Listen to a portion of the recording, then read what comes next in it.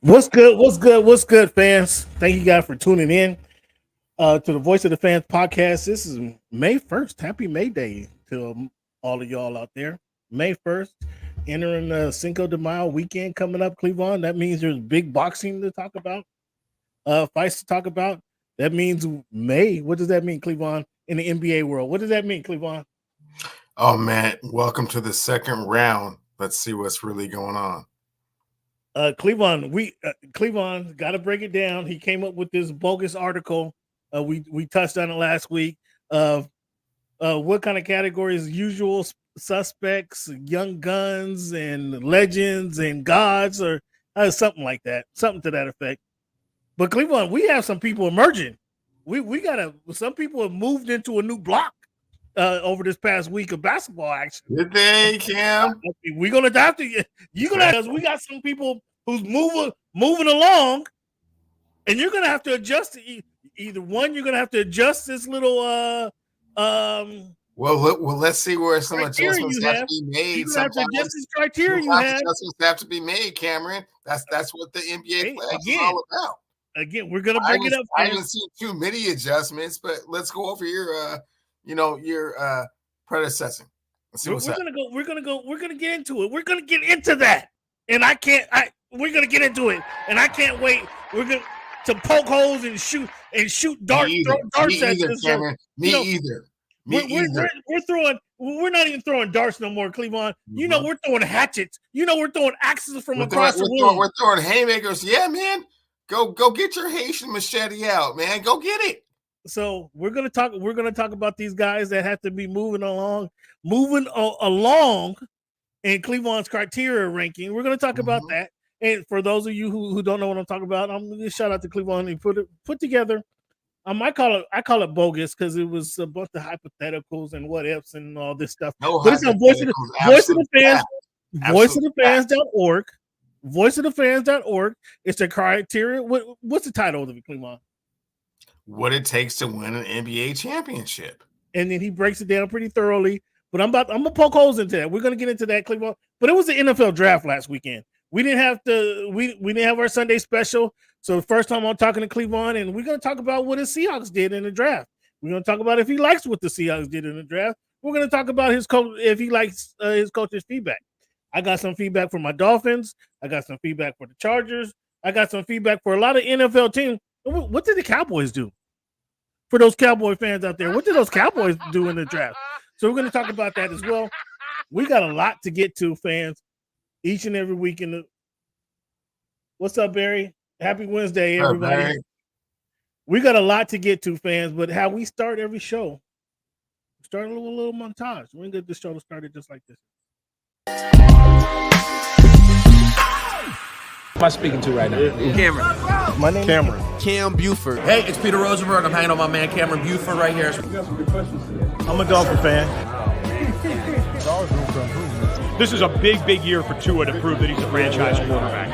I'm more a fan of boxing. Boxing is my main sport. As a competitor, how much does that competitive spirit get in there and say, I want to fight this guy. I want to get some of this guy. Of course, I want to fight all the guys. Of course that. But at the same time, like I keep telling you, it's a business. Talk about that loyalty for a moment. I'm standing there to try to make a change. Give back to the youth, get back to my community and show them that there is hope that you can make it out. Only thing is you just got to be dedicated. You got to keep your head down and stay on this course that you're heading towards. Think about it like this. The promoter pays the fighter. The fighter pays the manager. Okay. So the manager works for the fighter. The fighter works for the promoter. Okay. If you can see, you can believe. So you are lifting weights currently?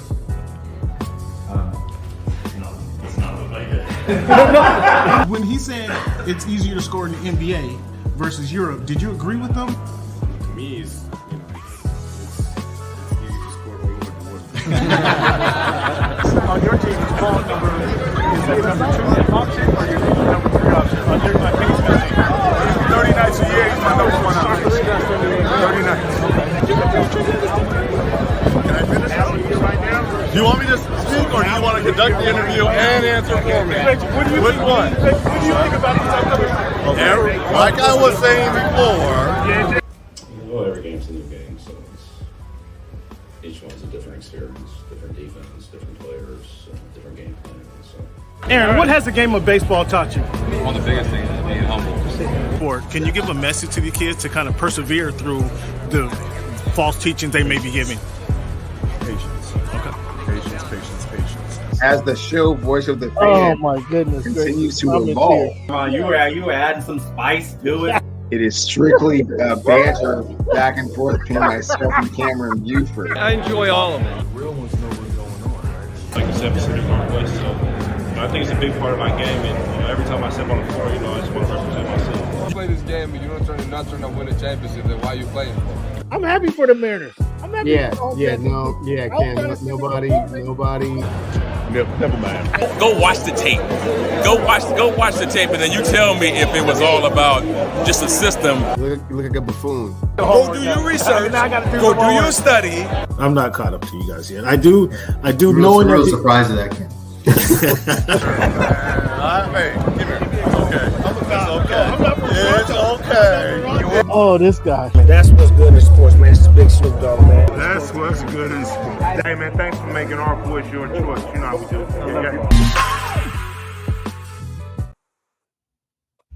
Yes, sir. Yes, sir. Yes, sir. A little bit of history, man. I need to redo that history. But shout out Snoop. What up? Shout out Snoop. We got a rap beef that we're gonna get into. What up, Snoop? My dog.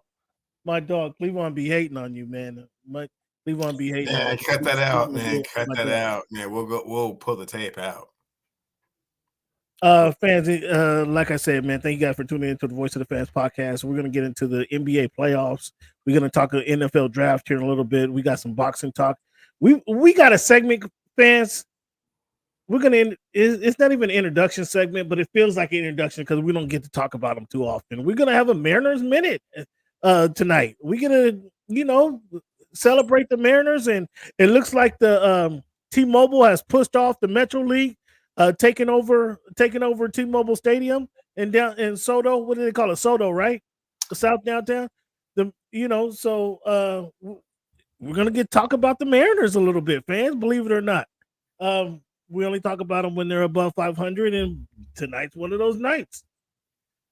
So, fans, thank you guys for tuning in once again to the Voice of the Fans podcast. This is week 290, Cleveland. 290. This is May 1st, Cleveland. So when you think of the number one, Cleveland, for May 1st, who wore that jersey number the best? Who come your mind first? Cam, just because I'm feeling so nostalgic with regards to the playoffs, kind of taking place. And, when I first got my, sea legs, so to speak, with regards to NBA playoff basketball, I got to think of Gus Williams as a first person to come to mind. Who wore it the best would be Oscar Robertson. Big old Ozzie Smith? No Ozzie Smith in there? No, I would go with Oscar over Ozzie. Okay. Cleveland, and I'm right there with you with Gus Williams. I mean, he's the first person to come to my mind as he was instrumental in the Sonics going to back-to-back NBA Finals and actually winning in 1991. You forgot Warren Moon though. 79, Playboy. What I said? Excuse me. 78 and 79. They went to the finals, 78, 79, and then but you forgot Warren Moon. You left Warren Moon off your list. No, I mean it was tough to leave him off because he is so influential with regards to being a pioneer for the black quarterback, and there were so many doing so many great things that he certainly shouldn't be dismissed or left off. But who comes to mind first and who wore it the best? He went to the UW. He most certainly did. 5 championships with the Edmonton Eskimos, and then a illustrious career down here in the NFL with the the Houston Oilers and the Minnesota Vikings and the Kansas City Chiefs and the Seattle Seahawks. So most definitely, much respect to Warren. Yeah, too bad we didn't see Warren come in right out of college into the NFL. But, it might have been running that run and shoot offense a few years earlier had he come right in the game, right? For sure. When you think of the number 90, Cleveland, who wore their jersey number the best, or who come to your mind first? Who comes to mind first is the most dominant defensive player I've ever seen play college football, and that being Steve Entman. And then who wore it the best is probably Julius Peppers, who, as we've talked about on this show many times, I thought should have went to the NBA and just been the most dominant rebounder that's ever been. But at the same time, a Hall of Fame career playing football. So I'm going to go with Julius. You have Steve Entman as the most dominant defensive lineman? Yeah. I mean, Ndamukong Suh is a very close second. But, yeah, no, I've never seen anything like Steve. So you didn't see Reggie White at Tennessee? You didn't see Warren Sapp at my University I saw both of those. They were not nearly as dominant as Steve Entman in his Outland Trophy winning number 1 pick in the draft season. Was he? I mean, you struck a nerve there. Was he? He was more dominant than I mean, rest in peace, Rodgers. I can't Reggie Rodgers. Yeah, he was more dominant than Reggie Rodgers for sure. What, you had a class with him or something? What gives? No, I watched him play every single game that he played in his junior and senior year. He was the most dominant defensive lineman I've ever seen. And Ndamukong was a close second, and I believe, what do you say, Warren Sapp? I mean, those guys are, Warren Sapp is probably a tier below, but that would be 1 and 2 for me.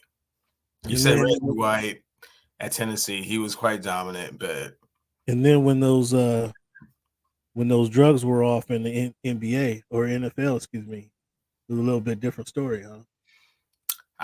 Cam, I didn't say all that. You said like,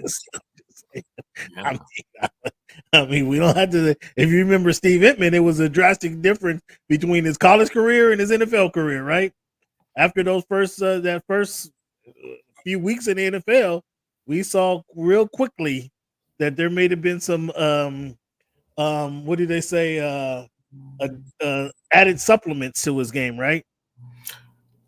Cam, I can't say that 100% for sure. All I'm going to say is, yeah, no comment. No comment. Spoken like a true Husky. I'm gonna plead the fifth on that one. Yeah, I don't really. Spoken like a true Husky. Man, hey guys, something's wrong with my computer. Forgive me, man. I don't know what the deal is with my computer, but I have some technical difficulties over here. Cleveland. So we're right in the middle, right in the thick of things in round 1 in NBA playoffs. A couple teams advances. We're going to get to that, and we're going to get to poking holes in your argument real soon here. But I'd like to ask you, Cleveland, what is biggest story of the NBA playoffs so far? Is it the injuries, or is it the youth movement in the NBA? The biggest story in the playoffs so far has been Anthony Edwards, man. Oh, come on. All of a sudden now he wants to. It's not all of a sudden. I told you this 2 years ago. What was happening? See, fans. Okay, so Anthony Edwards all of a sudden. I don't think you had Anthony. I don't think you have Anthony Edwards in your top 5. Why you said all of a sudden? I've been saying it for quite a while. Because in your top 5 NBA most valuable players, he was not in your list.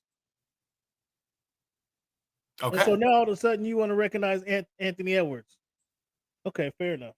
I'm not going to have that argument with you right now. So Anthony Edwards is the biggest story.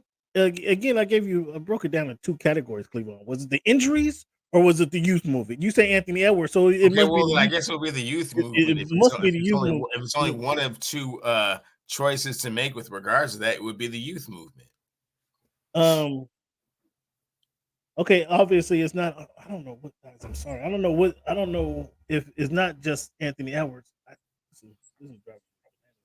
don't know what the hell is going on here. Like, I just can't move swiftly through things. Don't know what's going on. But it's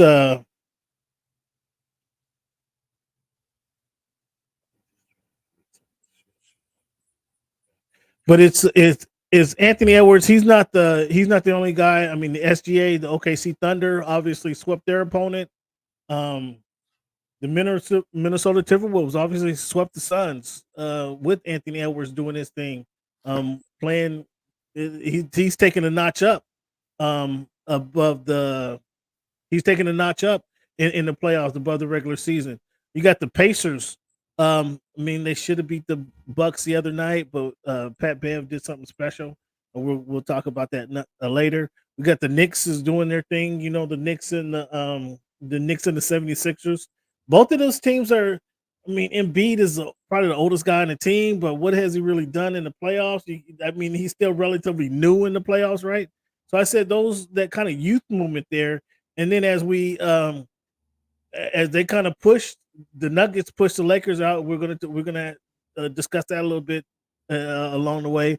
The Nuggets pushed the Lakers out. Steph Curry didn't make the playoffs. Hey, Cam, I'm so sorry. Why you leave out the Prince of the 206, Paulo, and that youth movement? Well, that series not done, and right now they're down. But we're gonna get into those. No, they're not down. They're actually up 3-2. Wait, hold on.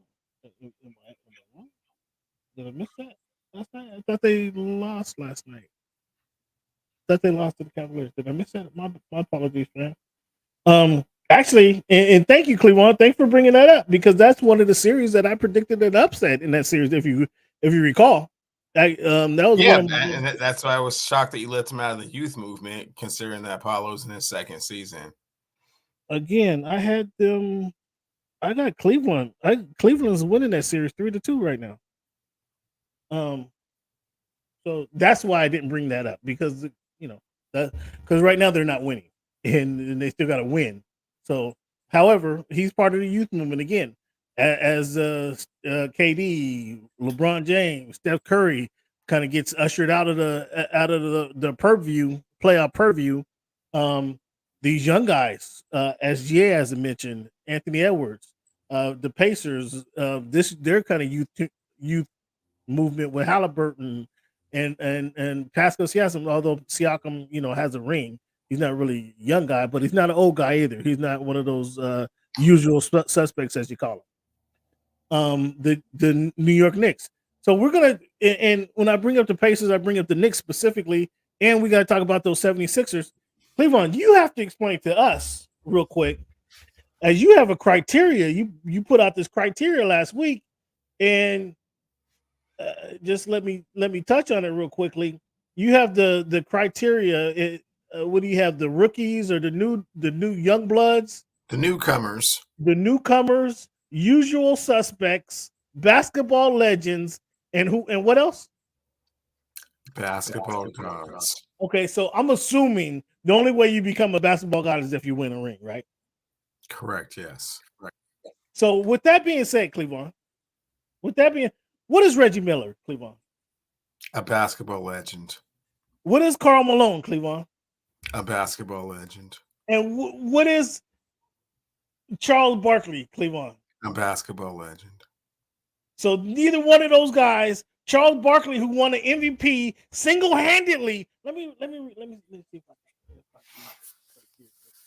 can. Basketball gods are those players who can single-handedly put a team on their backs and carry them to the promised land. These players hang banners with MVPs, win MVPs, and are considered basketball royalty. In other words, that dude. So Charles Barkley single-handedly carried his Phoenix Suns to the NBA Finals. No, he was only beat by the greatest player to ever play. He's not a basketball god. He's basketball royalty by anyone's measurements. Anyone else other than Cleveland, he's basketball anybody else other than Cleveland, he's basketball royalty. This is why he is a basketball legend. Dream teamer, got his team to the NBA Finals at one time.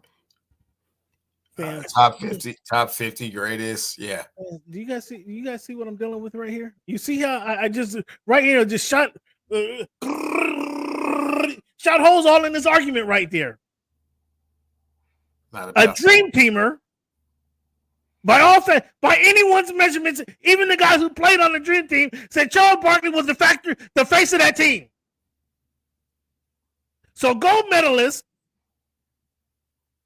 NBA MVP. I think you're basketball gods. Those players who can single-handedly put his team on the back and carry him to the problem. I think Charles Barkley did that with the Phoenix Suns. He actually didn't carry them to the promised land because they didn't win the actual NBA championship.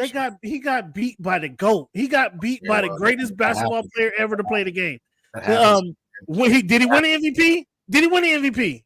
He certainly did, and that's is he considered is he considered basketball royalty? For sure.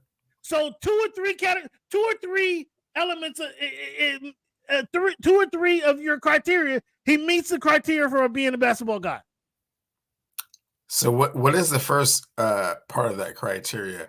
Someone that is able to carry their team across to the promised land. No, don't change the word. I'm looking at the words right now. I'm looking at the words. Read it again. Read it again for the fans. These are those players who single-handedly for the fans. What do they say? And carry them to the promised land. Okay. Where were the Phoenix Suns before Charles Barkley joined the squad? Where were the Phoenix Suns? He was not able to carry them to the promised land. That's unfortunate. Just tell me, where were the Phoenix Suns before Charles Barkley joined the squad? I mean, they weren't in the NBA Finals. That's for sure. But he wasn't able to carry them across to the promised land. It's unfortunate. Did he win the MVP that season? Sure did. Is he considered basketball royalty by anyone's measurement? Absolutely, he is. But he's not that dude. He's not a basketball god. He's okay. Let's. He's a. What is he, Cleveland? What are you giving Charles Barkley? He's a basketball legend. These players, and this is his criteria, fans. These players have led their teams to the brink of an NBA championship, but have found a way to come up short. He has Charles Barkley. Fans, listen to this. Listen to this, please listen. He has Charles Barkley, fans, in the same category as Jason Tatum and Jimmy Butler. Yeah.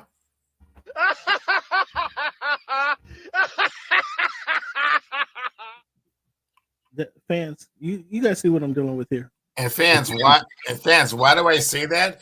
Because he's accomplished the same level of success with regards to winning a championship that Jason Tatum and Jimmy Butler have. As a matter of fact, Jimmy Butler has been to the NBA Finals 2 times. Charles Barkley only went once. You should slap yourself, Cleveland. You should really slap yourself. No, I will not. You should slap. This is my time of year, Cam. I just gotta, tell it like it is. Aaron Neville style, man. Tell it like it is. The usual suspects are those players who have multiple playoff appearances, but have never shown the ability to carry their team to the NBA to an NBA Finals. He has fans. Listen to this. He has Jalen Brunson, the New York Knicks, and Luka Doncic in the same category.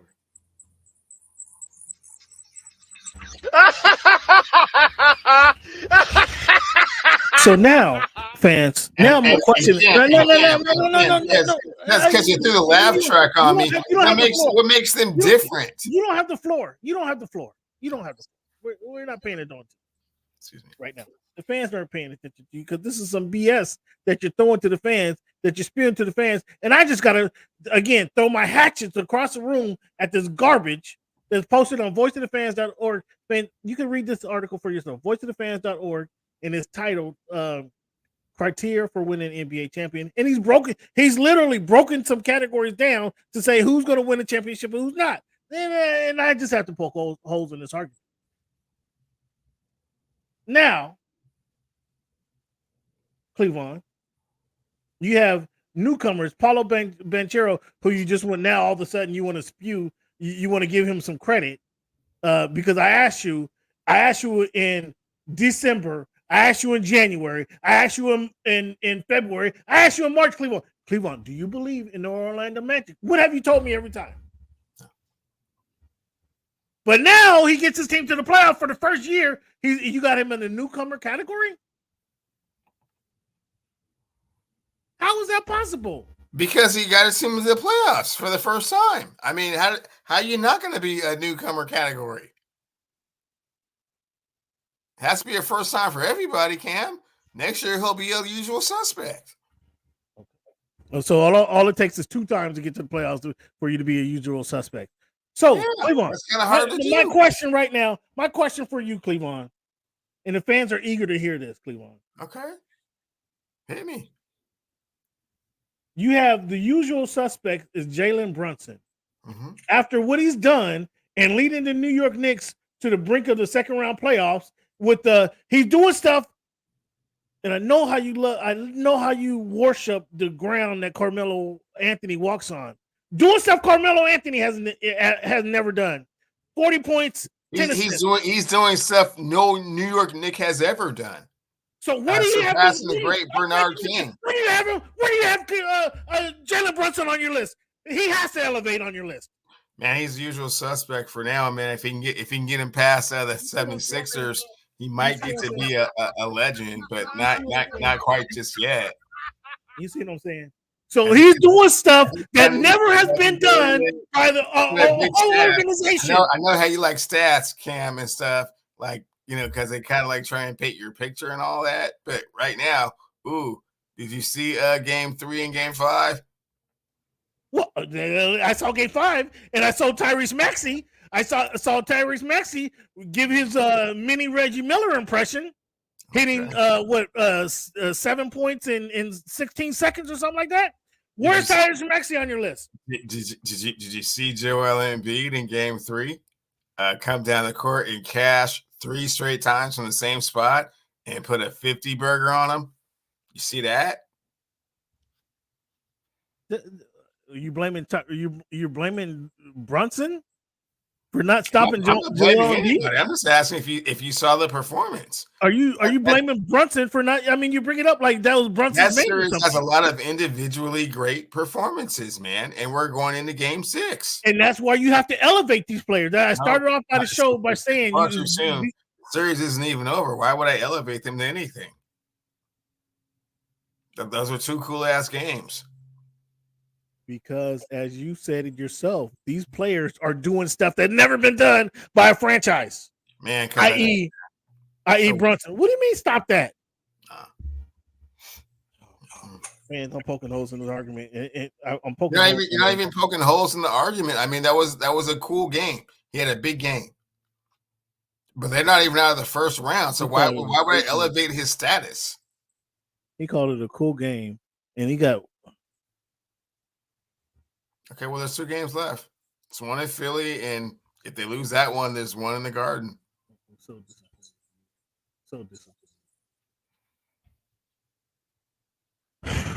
okay, so you don't want to. Do you? So where is Jamal Murray? Where is Jamal Murray? He has to be a basketball guy. Is the most important player in the NBA, as I said. No.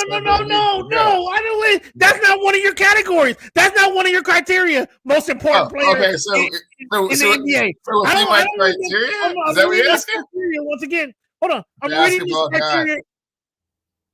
I'm sorry. Basketball god. Okay. All right. Okay.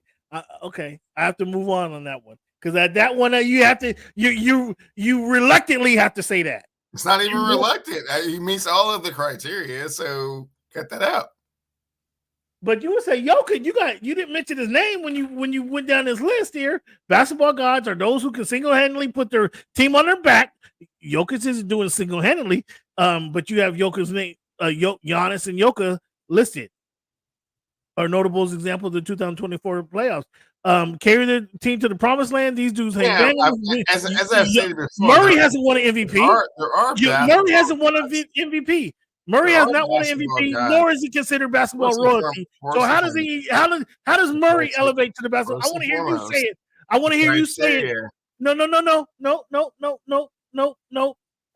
Please let me ask this question because the fans are eager to hear how you justify this this wording. Because again, by your definition, this is what you have in black and white on the internet. Anybody can go to voiceoftefans.org and listen and read these categories and see how you have a basketball god, These are those players who can single-handedly put their teams on their back and carry them to the promised land. Well, you have Giannis and Jokic as examples.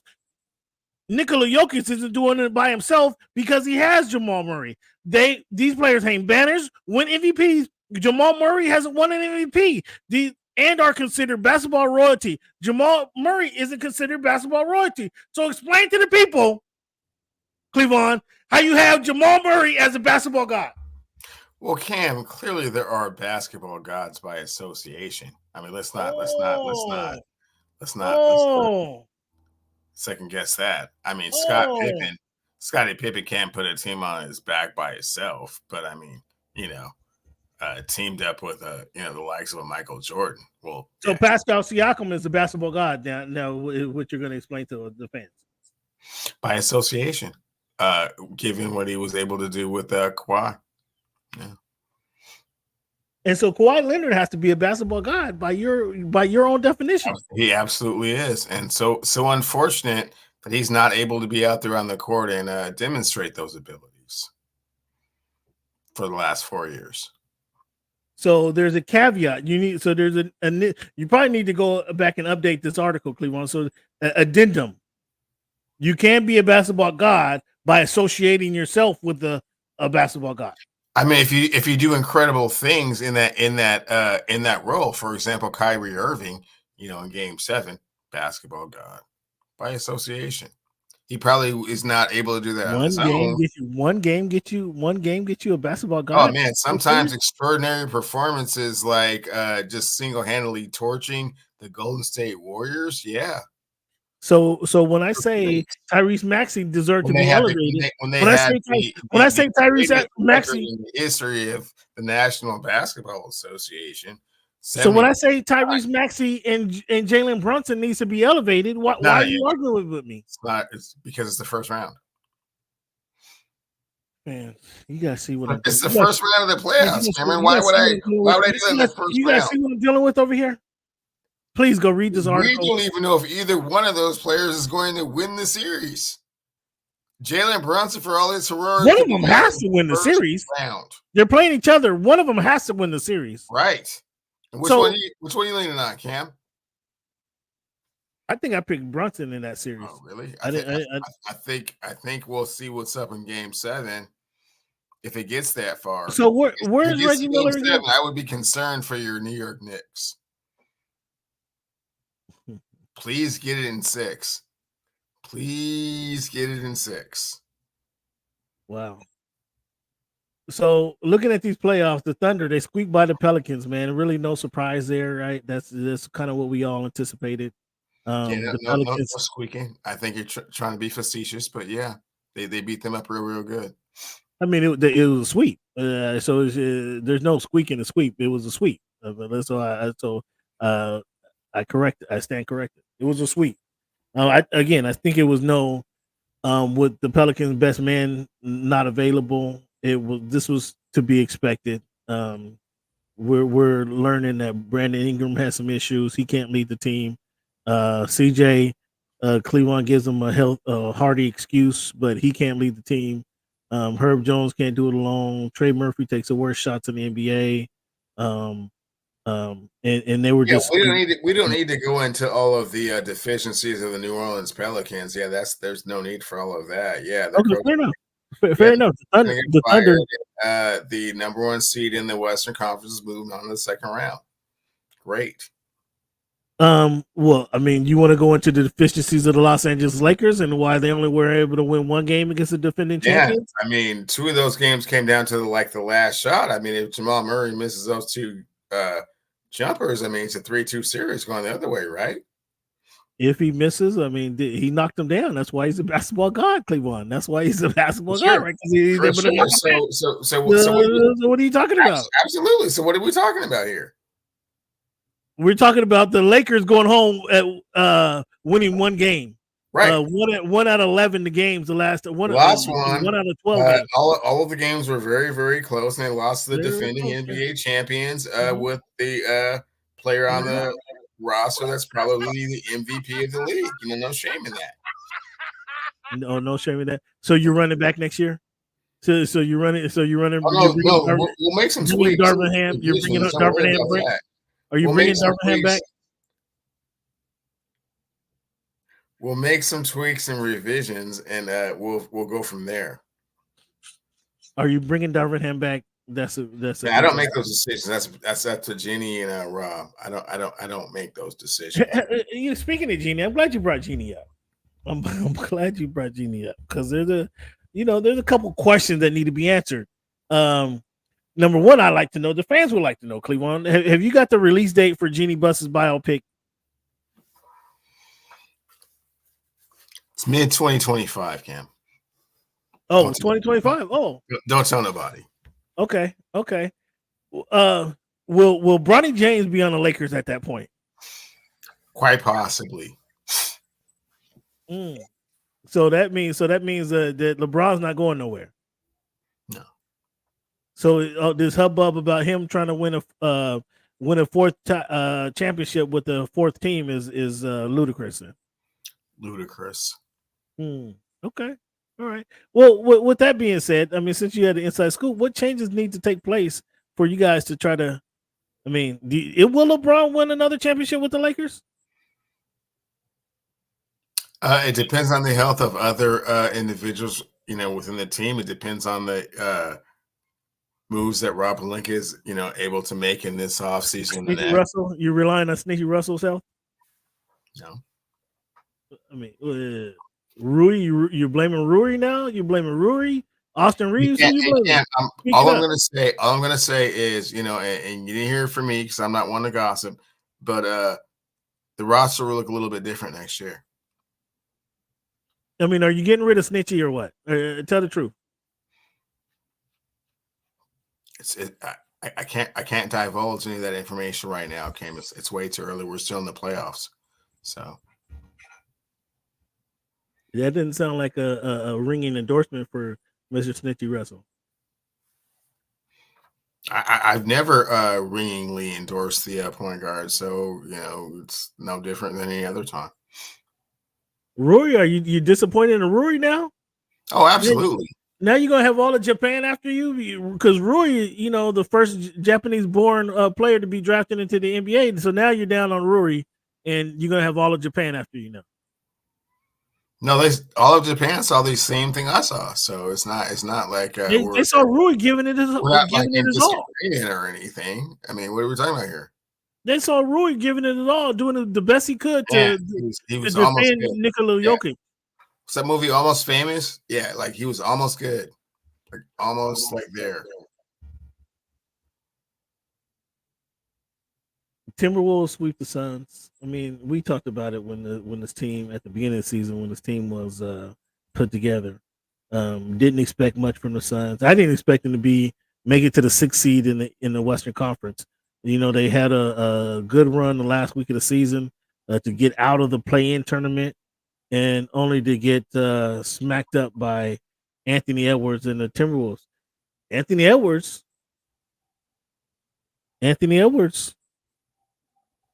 looked like he's ready. Looked like he's playoff ready, man.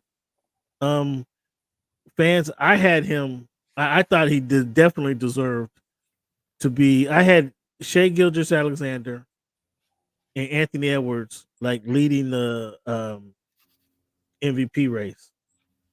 In the MVP, it was two guys, Shai Gilgeous-Alexander and Anthony Edwards in my MVP race. I don't have Cleveland's noted, but that's what I have noted right here. Obviously, Luka had a heck of a season.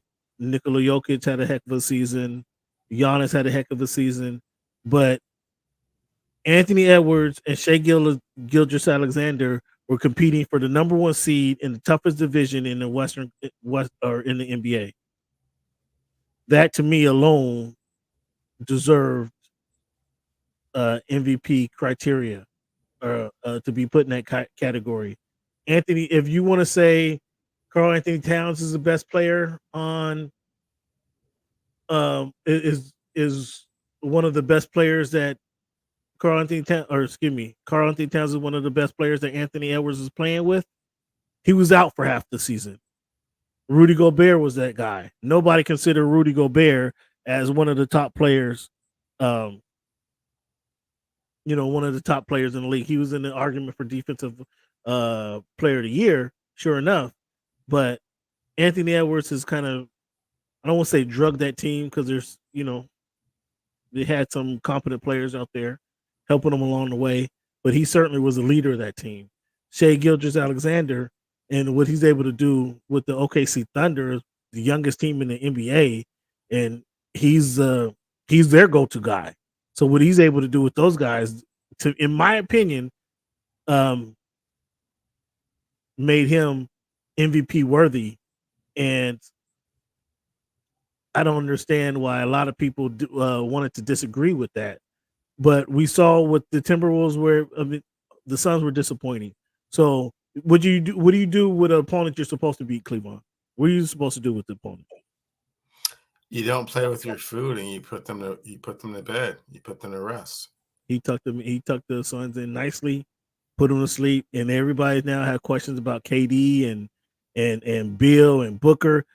I mean, that's another thing we learned, that Booker is not that dude. And they miss Chris Paul. You don't want to hear that. You're not gonna like that feedback, but they miss Chris Paul. They miss the table setter. And that's what Chris Paul was for the Phoenix Suns. And it showed their head. It showed their head. If you guys disagree, look at their season and look what he was and look at the Golden State Warriors when he actually played with the Golden State Warriors, how that situation played out. Anything else you want to add about that series? The Timberwolves smacking down the Suns? Just that it is unfortunate, and this is the cruel part of the business, Cam, is that Anthony Edwards wants it, and he wants it right now, but the league has not recalibrated itself so that he can actually be a force or a factor with regards to who wins the NBA championship.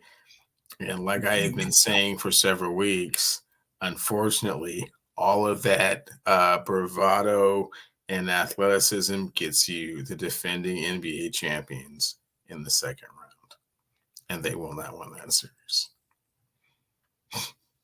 Before we move on to the series, Cleveland, where do you have Kevin Durant ranked in your criteria? Basketball god.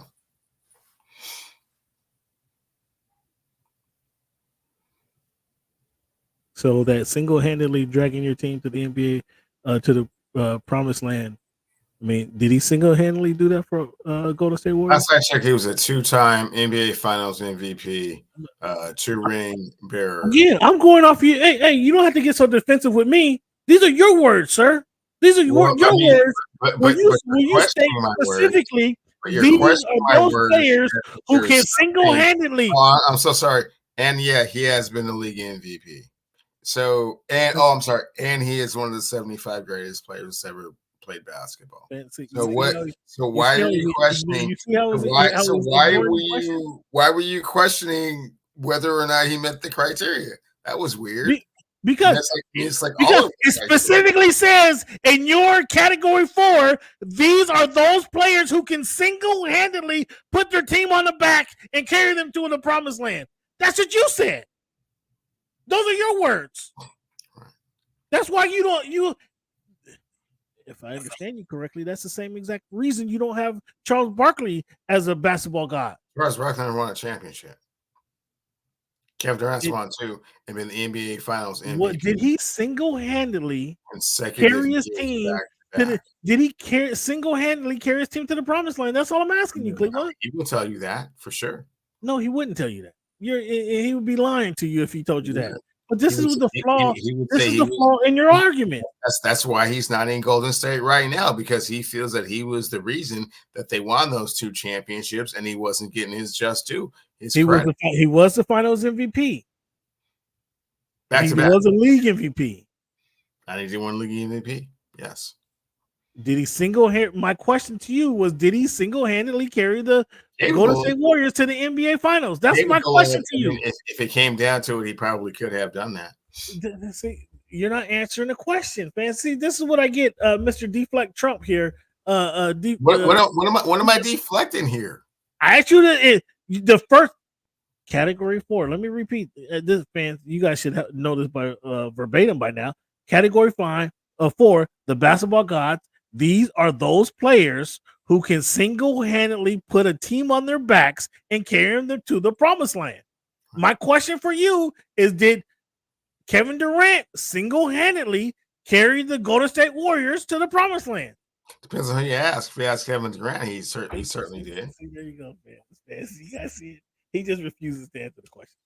He just refuses to answer the question. I mean, and shame on him. Shame on him for deflating and if you ask Kevin Durant, he certainly did, which is why he's not. I'm asking you, Cleveland. I'm asking you. Credit with I'm asking. I'm doing a show. If I was doing the show with Kevin Durant, I'd ask Kevin Durant. But I'm doing the show with Mr. Cleveland Steele, the one who came up with this farcical category ranking, and I'm asking you about the categories, but you refuse to answer the question. I have a direct question about your categories, and you refuse. You're ditching and dodging, just like Trump does, just like your former president ditches and dodges and deflects on the question. What am I ditching and dodging? The question I'm asking you, I'll give you one more time. I know, fans, I'm sorry to be so redundant, but I'm asking one more time. I want to see if I can get a straight answer from this guy, and I can't seem to do it. I'm asking you one more time. Your criteria states, category 4, the basketball god. These are those players who can single-handedly put a team on their backs and carry them to the promised land. My question for you, Cleveland, is: did Kevin Durant single-handedly carry the Golden State Warriors to an NBA championship? I believe he did do that in 18.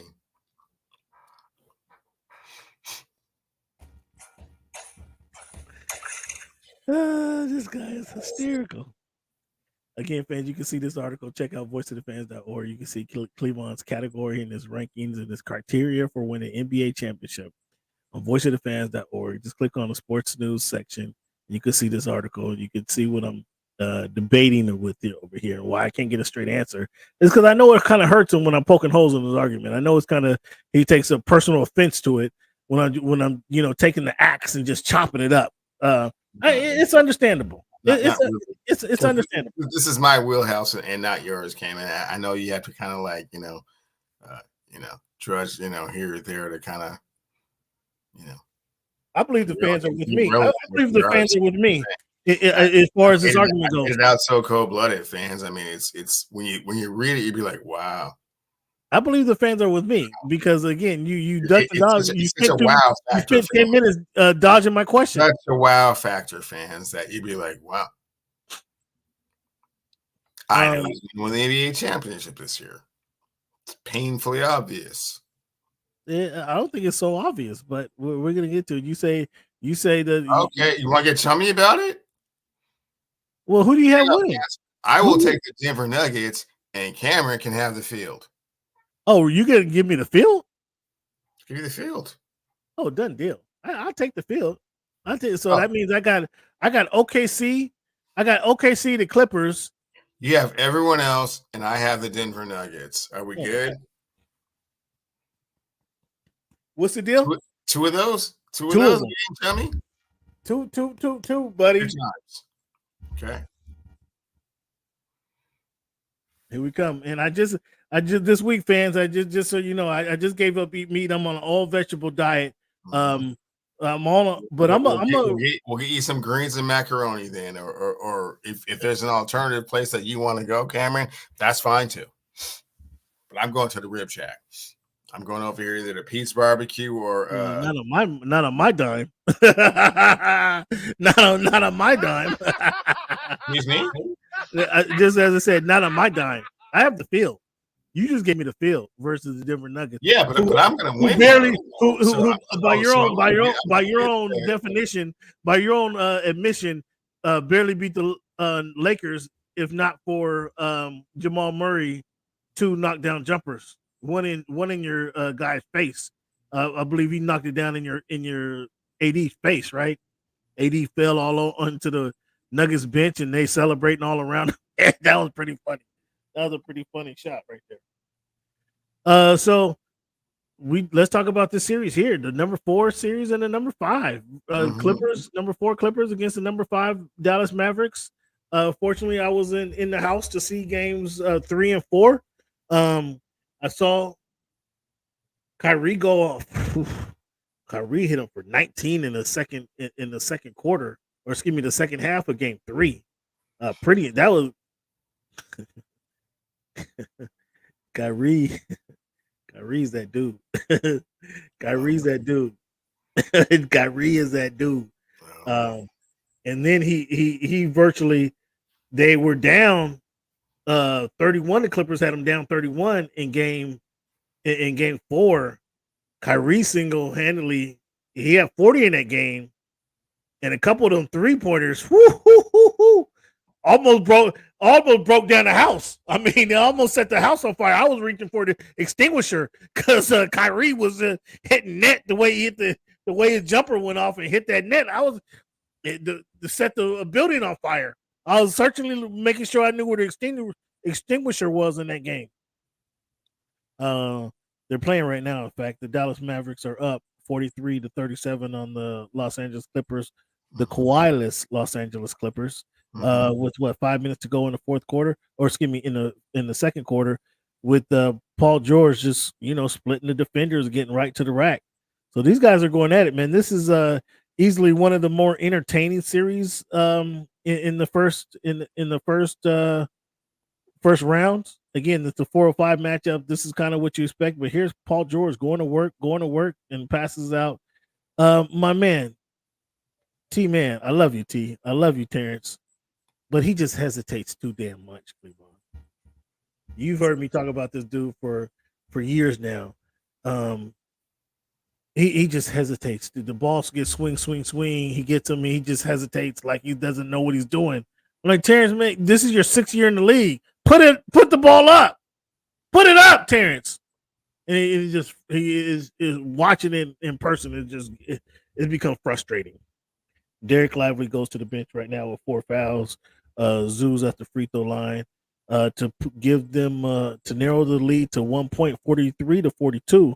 And just like that, the Clippers, with just over 4 minutes to go in the second quarter, narrowed the lead to 1 point game. And here comes Luka. Did you say Lively had 4 fouls? 3 fouls. 3 fouls. Just went to the bench with 3 fouls. A little misinformation there, fan. So sorry. Did I say 4? Ooh, Derek Jones. What are you trying to do? Who is this? Oh, Gafford. Gafford trying to dunk from the dotted line on Zoo. We're not having that. Not in LA. Gafford, what are you thinking? Zoo hit him with 1 arm. He should have smacked him with 2 arms. What are you trying to do, Gafford? Again, it's a 1 point game for just over 4 minutes to go in the second quarter. But this is the most exciting series in the game. Just being in the house. Kawhi, game 3. Kawhi was hurting the Clippers. Couldn't defend anybody. I think he had the most turnovers in the game. It was still a close matchup. They didn't get ran out the gym, but Kawhi just the knee just isn't responding, is what he said. And they asked, well, why go out there? He said, I want to play. I mean, I give it up to Kawhi in that respect. You want to get out there and perform for your team, but he was hurting the team. They played without him in game 1. I thought game 2, I probably would have once they won game 1 by the margin that they won game 1. I probably would have sat him game 2 and just like, okay, we kind of still a game because you have home court advantage is not the proper term, fans. I get it. But the way you won game 1, if you come back without Kawhi and you happen to lose game 2 without Kawhi, that gives you some reassurance that, okay, if we get Kawhi back, we should be dominating the series. However, they played Kawhi, they lost the game. Game 3, you have a little bit more time to rest in. They play Kawhi. They lose that game as well. They come back in game 4 without Kawhi on Sunday. they go up by 30 in the second quarter. So I don't know. What's your thoughts on that situation, Cleveland? Yeah, Cam, it's pretty clear to me. Dallas is going to win this series. It's unfortunate for a lot of different reasons. I mean, Paul George certainly had a heroic effort that one game where he put up a lot of points in the first half and was really able to contribute and kind of establish his presence of authority for a little, for a brief moment. James Harden at times, for 10 or 15 minutes here or there has looked like a former NBA MVP. Same with Russell Westbrook, so we can't take anything away from him either. Certainly a lot of enthusiasm and emotion, which the Clippers need. Zubac has been, it's hurting him. It's hurting him to say anything favorable. It's been a presence down low, so he's been able to contribute as well. Sometimes like 3 and 4 baskets at a time. So I haven't seen Bones Highland, kind of come in and do his thing. I know you was always a big fan of Bones Highland. So well, you want to see Bones? You want to take out?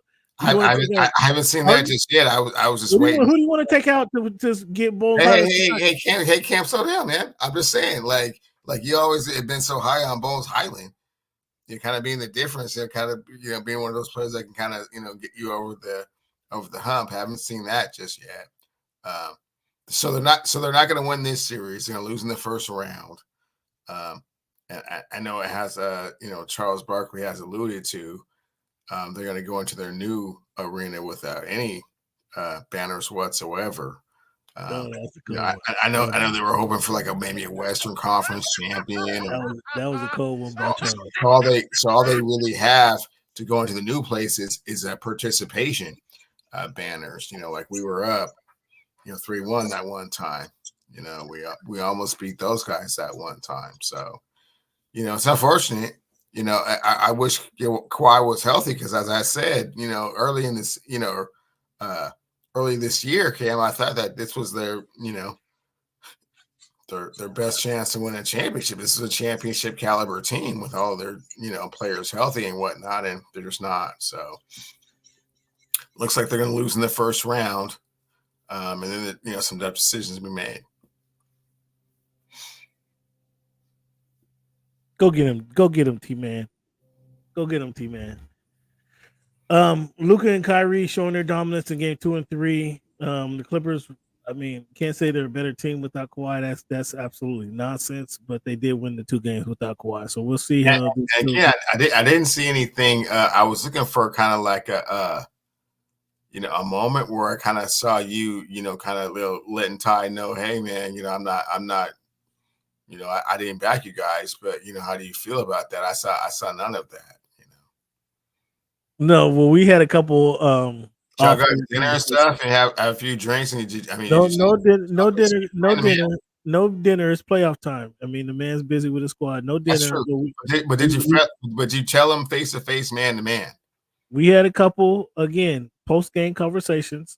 Where I had to be frank, and I had to tell him where I stood, and then he let me know. Well, you're betting against the wrong team, and like a man, I had to take it. I was like, okay, well, I'll see you when I see you. And so fans, Cameron Buford is telling you he did get in Ty Lue's face and said, you know what?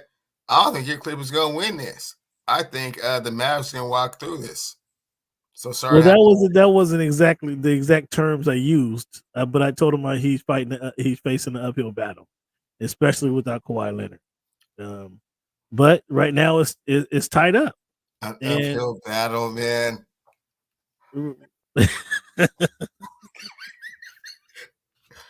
Hey, buddy.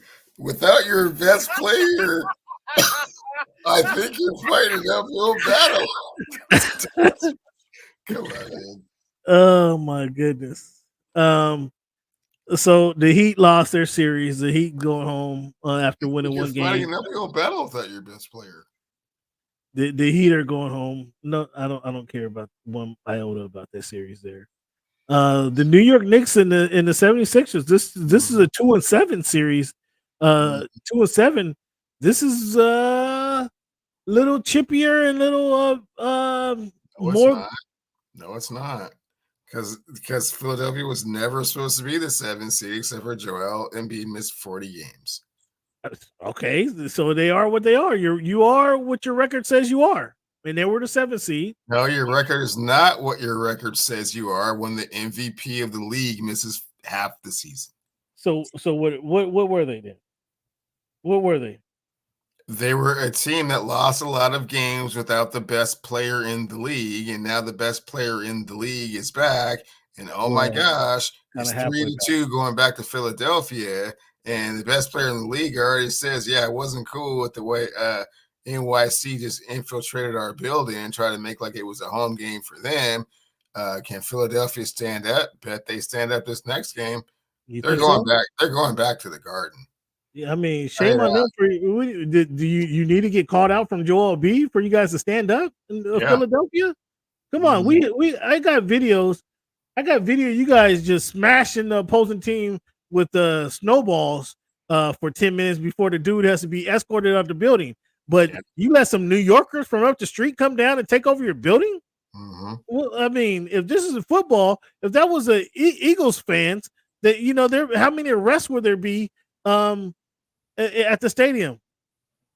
What's up, Boost? Thanks for tuning in. Boost, going down. Oh, I mean that's irrelevant. We're going back to Game 7. Going back to the Garden for Game 7.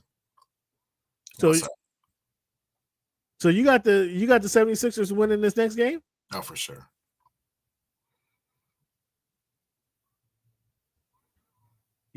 Brunson kind of coughed up the last game, right? Yeah, I watched all that. He kind of coughed it up, made some uncharacteristic turnovers in overtime. Oh, very, very un-Villanova like, very un-Wildcat like, yeah. And you don't think he's ready to make amends for those? He's tired. It's Game 6. He's tired. He's been carrying those guys. This is as far as he can go. Actually, I shouldn't say that. I'm just going to say that he's not going to get out of Philadelphia with a win, and so embrace all of that energy that Madison Square Garden. So who's going to lead into it? Is it going to be Maxey or is it going to be Joel Embiid? Which one of the what do you call them, newcomers or usual suspects? Because Joel Embiid, the recent MVP, couldn't even get a basketball legend. He couldn't even get on the list of listed the usual space. He couldn't even make the list. He hasn't been past the second round. Why would he be a legend? He's an MVP. Yeah. So what?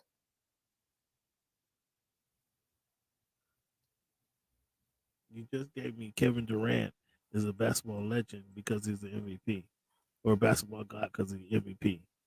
No, because he's a 2-time NBA champion and he's a 2-time finals MVP in addition to being an MVP of the league.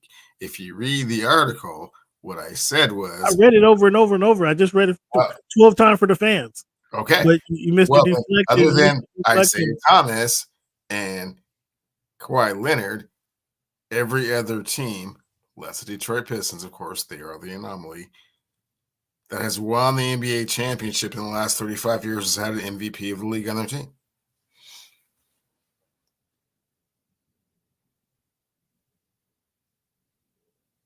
Giannis won MVP. Nikola Jokic, did he win the MVP last year? He didn't win it last year, though. I didn't say in the year that they won it. I said they have been the MVP of the league at some point in their career. So Jalen Brunson has emerged as a legend, and no. He's a usual suspect. There's no legend. He hasn't gotten past the first round. So Tyrese Maxey or Jalen Brunson, when they get past this round, they emerge as a legend.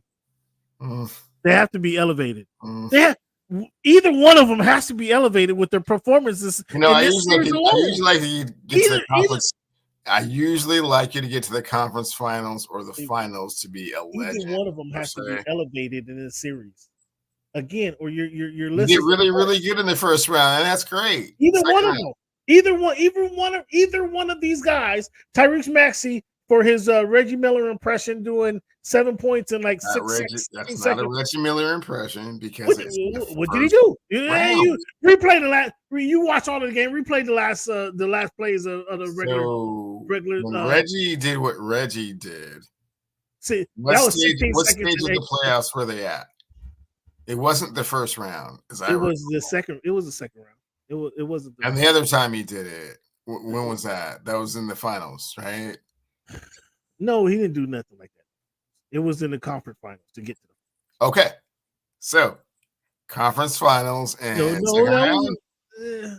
Okay. So first round, yeah, I don't talk. First round doesn't count. So now you're saying first round of what they do in the first round doesn't count. Don't get to be a legend. So Jalen, wait, so Jalen Brunson doing something no one has done in the whole franchise history of the New York Knicks. Then he doesn't get elevated. But I bet if Carmelo had 40 and 10, oh my goodness. Never did it.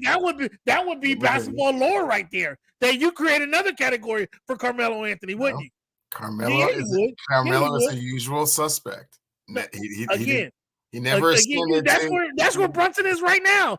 And he was at with before he did something in franchise history that's never been done before. Right, but if Carmelo Anthony did that, you create a basketball lore category for him. No, I wouldn't.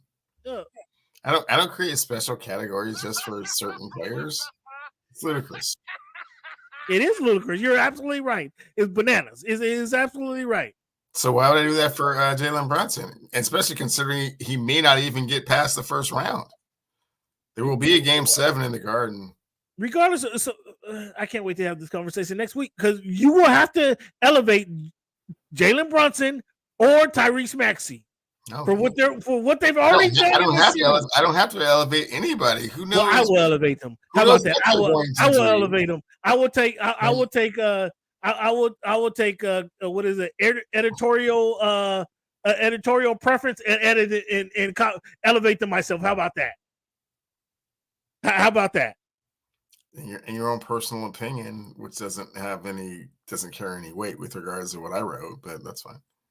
Yeah, well, there'll be editorial adjustments made. Believe that for either one of these guys. Fans, again, look at the article. What's the name of the article, Cleveland? What it takes to win an NBA championship. You can find this on the voiceofthefans.org under the sports news tab. This article that I'm just shooting Rambo shots into tonight, fans. Just shooting the Rambo shots in tonight. And Cleveland's just he's so annoyed by this, fans. I find it all humorous that these random slingshot with a BB is supposed to tear through the whole core of the argument. It's like, and it is. It is. I think I'm pretty sure the fans agree with me. Oh, they read it. They won't. So. The Bucks and the Pacers. Okay, for my first question in this series, the Bucks won their game last night. Pat Bev leads the Bucks to a big win in Game 5. So you have to give Pat Bev some credit for his performance. He had a double-double, 12 points, I think 12 assists, if I remember correctly.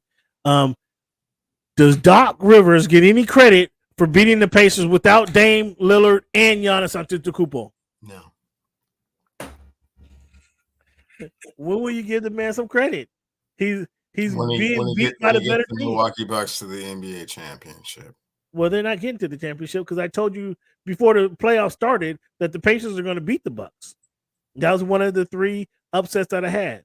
I had the Mavericks over the Clippers. I know you're saying that real matter-of-factly, but so far that hasn't happened just yet. And if Doc Rivers doesn't get the Milwaukee Bucks to... They're up 3-2. So you're going to bring back a hobbled Dame Lillard and a hobbled Giannis Antetokounmpo, and you think they're going to beat the Pacers going back home to Indiana? Not happening. Not happening. Well, if they don't, I mean, what? Repeat your question. Is Doc Rivers to blame for all this? The answer is yes. No. Oh, I'm so sorry. Does Doc Rivers get any credit because they won a Game 5? See how he just want to take shots at Doc fans. You see how he just want to talk to reverse my whole question. You just want to take shots at Doc. That's all you want to do. That's all you want to do, as you have been doing all season long. All you want to do is take shots at Doc. I'm not taking shots at him. I mean, his record coaching this team has been atrocious, man.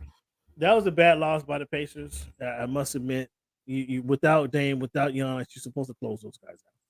You can't let Pat Bev. All respect to Pat Bev. I love him. He's a great dude.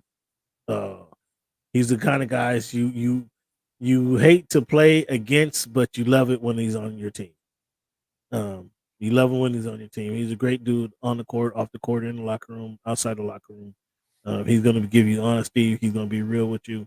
But Pacers, Indiana Pacers, if you want to get to the mountaintop, you cannot lose to the Milwaukee Bucks, Patrick Beverly, and what's the dude, Chris Middleton. You cannot let those two dudes keep you from moving on in the playoffs. Closing those guys out, moving to the next round. They say the hardest game to win is a closeout game, and the Pacers have learned that the hard way. Cavaliers and the Mavericks. Cavaliers lead the series 3-2. This is my third. Magic.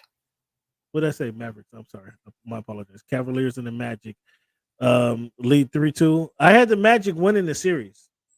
They're down 3-2. They were able to win last night to stay alive in the playoffs. No, they lost last night. Cleveland. They lost to the Cavaliers. Yeah, that's what I thought. You told me never mind. I don't. Can they come back and win Game 6 on the road? I don't know. I don't know. I don't anticipate it. I expected this to be like a 4-1 series. The Cavaliers are actually playing, recognizing they came out in the series and winning Game 1 and 2, showing these guys what basketball was like, playoff basketball was like, and the Magic responded in kind and then turned around and lost last night. Can they win? Can they win the second game to push it to 7 games? We'll see. We'll see. I'm not as confident as I was going into the playoff about this series.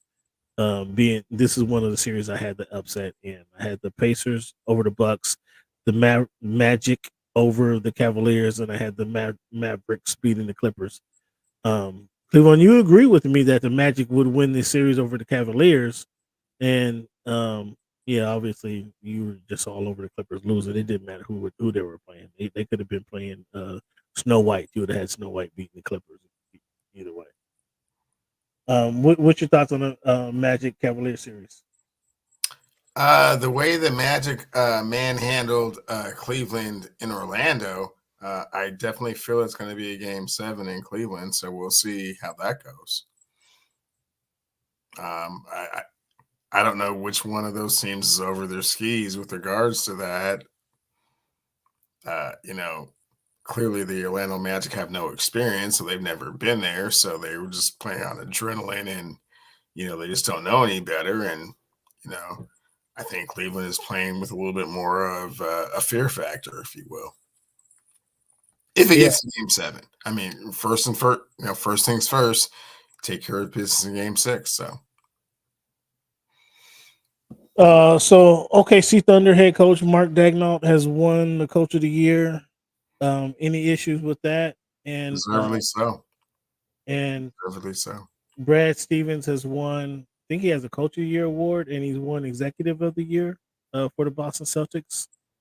Deservedly so. Any issues with that? Nope, none whatsoever. Who has the worst luck, Cleveland? Who has the worst luck in the NBA? KD, Kevin Durant, Anthony Davis, Zion, or Joel Embiid? Joel Embiid.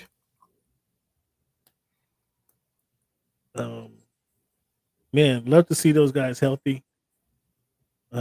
obviously it's not going to be this year for KD or AD. Zion, Joel's the only one left. Can they get it right? Can the 76ers get it right?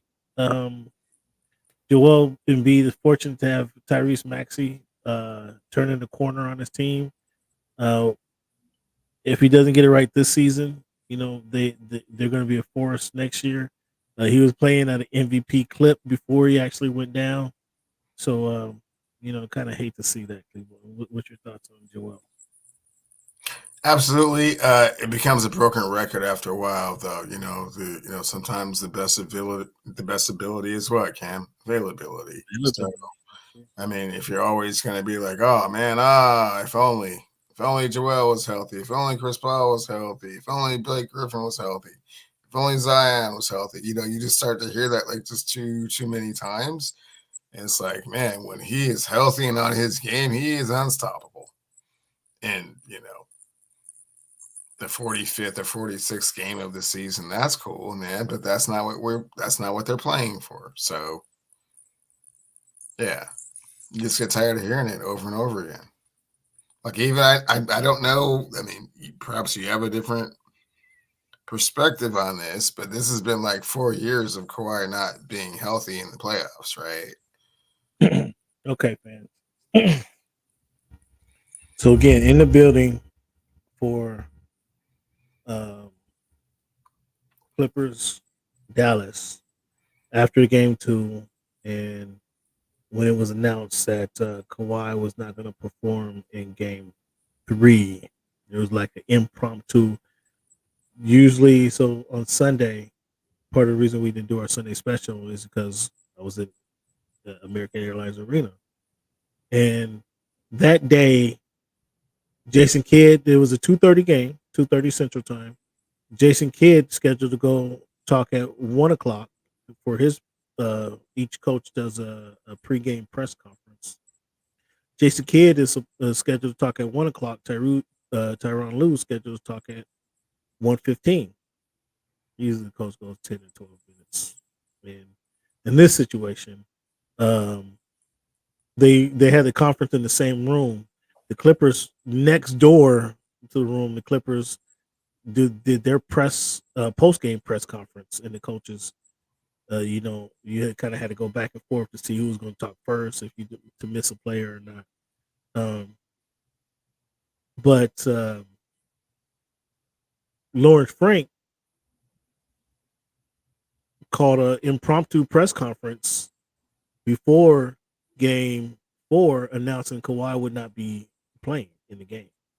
It went on to say the typical stuff you would expect him to say. We're looking after the player, saving the player from himself, yada yada yada. He would not play. My question to Ty Lue.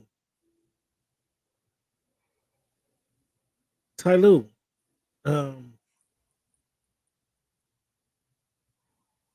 how frustrating is it for you as the head coach of this team to not have your full complement of players healthy for 4 consecutive seasons? He's been able to do some remarkable things with an unhealthy squad 4 years in a row. And, he gave me the injuries are a part of sports. And, we prepared for this matchup with and without Kawhi, not knowing whether he was going to play or not. So the team is prepared. But with or without Kawhi, I mean, I was getting at the frustration level, and of course he wasn't going to tell me he's at his wit's end and he can't take it no more, and this is the last straw. Of course he wasn't going to go there, but I wanted to hear the man speak in front of the microphone about how frustrating this has to be for him. But he's a player. He played in the league. He's dealt with injuries. He dealt with different coaches. He dealt with the ups and downs of the NBA. But my goodness, deep down inside, this has to be really frustrating. And fans, I'll tell you this, and I haven't shared this with I don't think I shared this with you, Cleavon, but I can see a scenario where Ty Lue after the season if they were to lose in the first round. I think they'll. I do have the Magic winning the series, but I have them winning one of these games that'll probably go 7, and they do have home court advantage. I could see a scenario where he's like, I've given it all I can. He took the Clippers to the furthest they've ever been in the playoffs, where he says, I've had enough. I can't deal with it. The guys are just. Kyrie says, or Kawhi says, his knee is not responding. And Tyler can say, my team isn't responding. Although the team is responding. The team does respond to him.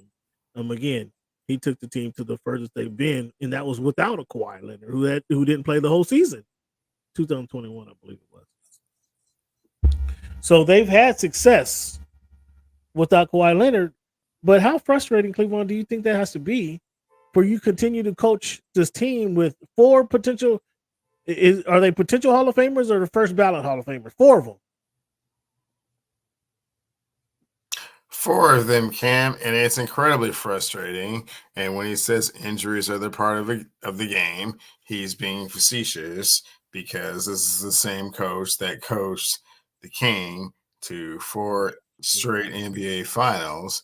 And if the King was not available, they would have never gotten to the NBA Finals, and he would have never had the resume that he had to get the Clippers job.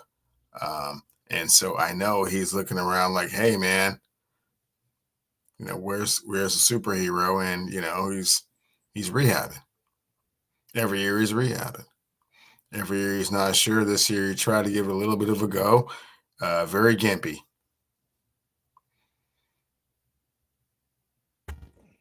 It's injury is part of the game, but it's not something he's experienced as a coach before. I mean, not until he came to Los Angeles and coached them. I mean, before he was coaching the King. So, where the King? Where's the King at right now? Is he packed? Is he already packed? Is he already in Barbados? The King when Ty Lue was coaching him in the NBA. Is he already in Barbados or is he packing for Barbados? Which one is it? Is he shopping for Barbados? Is he already in Barbados? Or no, he got to shop. I mean, he gets on the flight and touches down, and when he gets there, hey, let me pick out some some attire real quick. So he's already in Barbados. Not quite just yet. To tie up. So he's not in the playoffs. So we're not even discussing that guy, right? We're only discussing playoff participants, right? Sure. Mm-hmm. Yeah, that has to be a frustrating situation, man. There's no ifs, ands, or buts about it. It has to be a really tough situation, and I can honestly say that I could see a scenario where he just says thank you, but no thank you, going into next year, which is kind of difficult because if he's making $12 million this year, and he says Ballmer, thank you, but no thank you. When Ballmer he's not gonna say thanks, but no thanks to the $12 million, man. That's I mean, I'm not sure what he's making, but if Ballmer puts down another 5 on top, sometimes being a coach or a manager is frustrating, but the $12 million makes it all go away. Yeah, well, that might be where his head's at. Cleveland, let's talk about this NFL, man. Let's talk about this NFL draft. A couple of things we'll get to before the draft. Travis Kelce signs a new deal with the Chiefs, 2 years, $17 million per. Good deal for the Chiefs. I mean, how can you argue with this one? Great deal for the Chiefs. Zeke signs with the Cowboys. What's your thoughts on this situation? Zeke signing with the Cowboys, did that help the Cowboys? Yeah, they realized that they missed each other a little bit too late. Right. Yeah, I'm with you on that. Cleveland, in regards to the NFL draft, here are a couple of my notes, and you chime in when you want to. But here's some of my notes. I didn't because it just is weird. Like the draft is a 3-day thing. Well, before I get to my notes on the draft, let's discuss this draft format. Thursday is Thursday night. Oddly enough, I was at the airport Thursday night when the draft started. and I just happened to be around a couple Michigan graduates, and there's some other fans that were, around TV. Few women kind of surprised me that were just as into the draft as a couple of fellows were into the draft. But one of the women were a Michigan graduate. One of the dudes actually before. So what the draft started at 7:00. So we're there. I think I sat down probably 6:30. And we're talking about whose teams do they enjoy, what teams do they enjoy. But the goofball said, Cleveland, he actually said this. And then this is when I realized, some people say stuff and you just when they come out their mouth with such ridiculous stuff, I just ignore. I can't even talk to you. I can't even talk to you. When the guy says he sees Jim Harbaugh trading Justin Herbert and drafting JJ McCarthy, like that conversation's over. Like I can't even talk to you about football. Like you lose a lot of football credibility with me, and the conversation's over. Then you say that, I went to Michigan, so I have some inside scoop. All right, dude. All right, whatever. All right, and I turned and I started talking to the lady who swore Blake Corum was going to go drafted in that Thursday night. She swore for up and down Blake Corum is going to get lady. No disrespect to you and your sorority you attended at Michigan, but Blake Corum is going. He's the third day guy. Well, excuse me. Again, the format of the NFL. He was a second or third day guy, more likely a third day guy. He got drafted in the third round. If I remember.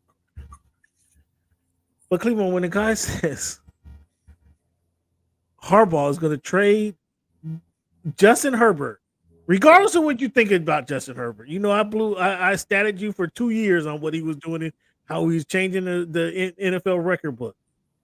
Is there any thought cross your mind that he might potentially get traded and make Jim Harbaugh would make way for JJ McCarthy? And Jim Harbaugh has coached NFL before, so he knows better than that. Like, I just had to, when he said that, like, I'm listening to what he was talking about. But when he threw out that potential trade, you're cut off. Okay, let me talk. Look no further than when Pete Carroll had the pick at 14. Could have picked the All-American Taylor Mays, but he said no. I am picking Earl Thomas III. And he established such a precedence around here. Cannot be understated. How many years did Taylor Mays play? He bounced around. He was at least on 3 or 4. And instantly 3 or 4 different teams on three. Instantly, he played. I think at least 3 with Cincinnati. But instantly, you saw why he made the pick. Like, he has to come to a complete stop to change direction. Super stiff hips. Hips are on a swivel, and you know enough about football. You know enough about college football. You've seen all these players enough times to know that, not doing that. So do you like the 3-day format where it's Thursday the first round, Friday the second and third round, and Saturday the rest of the rounds? Like after Friday. So when you were saying it, I always thought that like stretching it out like that was uneventful. But the more that you say it, like the second round doesn't need its own day by itself. I mean, put it either in the other day with the other picks. What was the second and third round on Friday? It was second and third round on Friday. Okay. Well, even second and third, they don't need their own day. Like either make it like 1, 2, 3 the first day, or make it the first round the first day, and then everything else. It does not like it's all. I'm with you there. Type of thing. I mean, to be honest with you, I knew it was on. And I tuned in because you want to see if things actually go as everybody talked about the first round 1. You want to see that, right? You want to see if everything falls into place like we've been hearing for the last month, how things are going to fall out. You want to know what Chicago's going to do at 9. You want to know what's going to happen where the Chargers are going to trade out of 5. You want to know who's going to trade up. Are your Broncos going to actually get? Yeah. I mean, we want to know kind of again all these scenarios that we've been hearing about for a month, kind of how things fall out. The second day, 2 and 3, okay. I was like, again, I was at the stadium. It wasn't top of mind. In day 3, Saturday, it was like whatever, man. Whatever. Like I'm not even paying attention. I'll catch up with it on Monday or Tuesday. Like it was not important to me. And I'm a football fan. I'm a football fan more than basketball fan. We would be doing NFL would lead the show if it weren't NFL NBA playoffs. You know, NFL would definitely lead the show as it does for 9 months of the year, but it's NBA playoffs. Again, it's a little hotter than the NFL draft, right? So I don't think I'm with you, Cleveland. I don't think it needs 2 days. If they did it in 1 day like they used to do, or if they did it the Saturday, Sunday, I'd still be cool with that. I mean, but the NFL, and then another thing, I know for planning purposes, they probably have it planned out where it's going to be next year. If it's not already planned and announced, is going to be announced within a week or 2. I understand that for planning purposes and coordination and all that, why you do it so soon. But why is it draft in Detroit? And Detroit is drafting 28, 29. Like, that doesn't make any sense to me. It needs to be in a city that is, oddly enough, I was in Chicago. Drafting way higher. Yeah, that makes a whole lot more sense, so that their fans are a lot more galvanized, and it's a thing, but they're trying to make it like it's just, yeah. I don't know. They say more people attended the draft. I think the number was 700,000 people attended the draft. And I understand you move it to different cities. Okay, keep it out of Chicago. I mean, it's a unique experience. It is a very unique experience. Having been to the NFL draft, I think I told you my draft story. But it is a very unique experience that you get to. Not many people is gonna experience it how I experienced it, but it was a very, very unique experience being at the NFL draft. And this, when I went, it was in New York. It's always been in New York until recently they moved it around, right? You remember the story, right? I told you about the draft story. Very unique, very, very unique situation.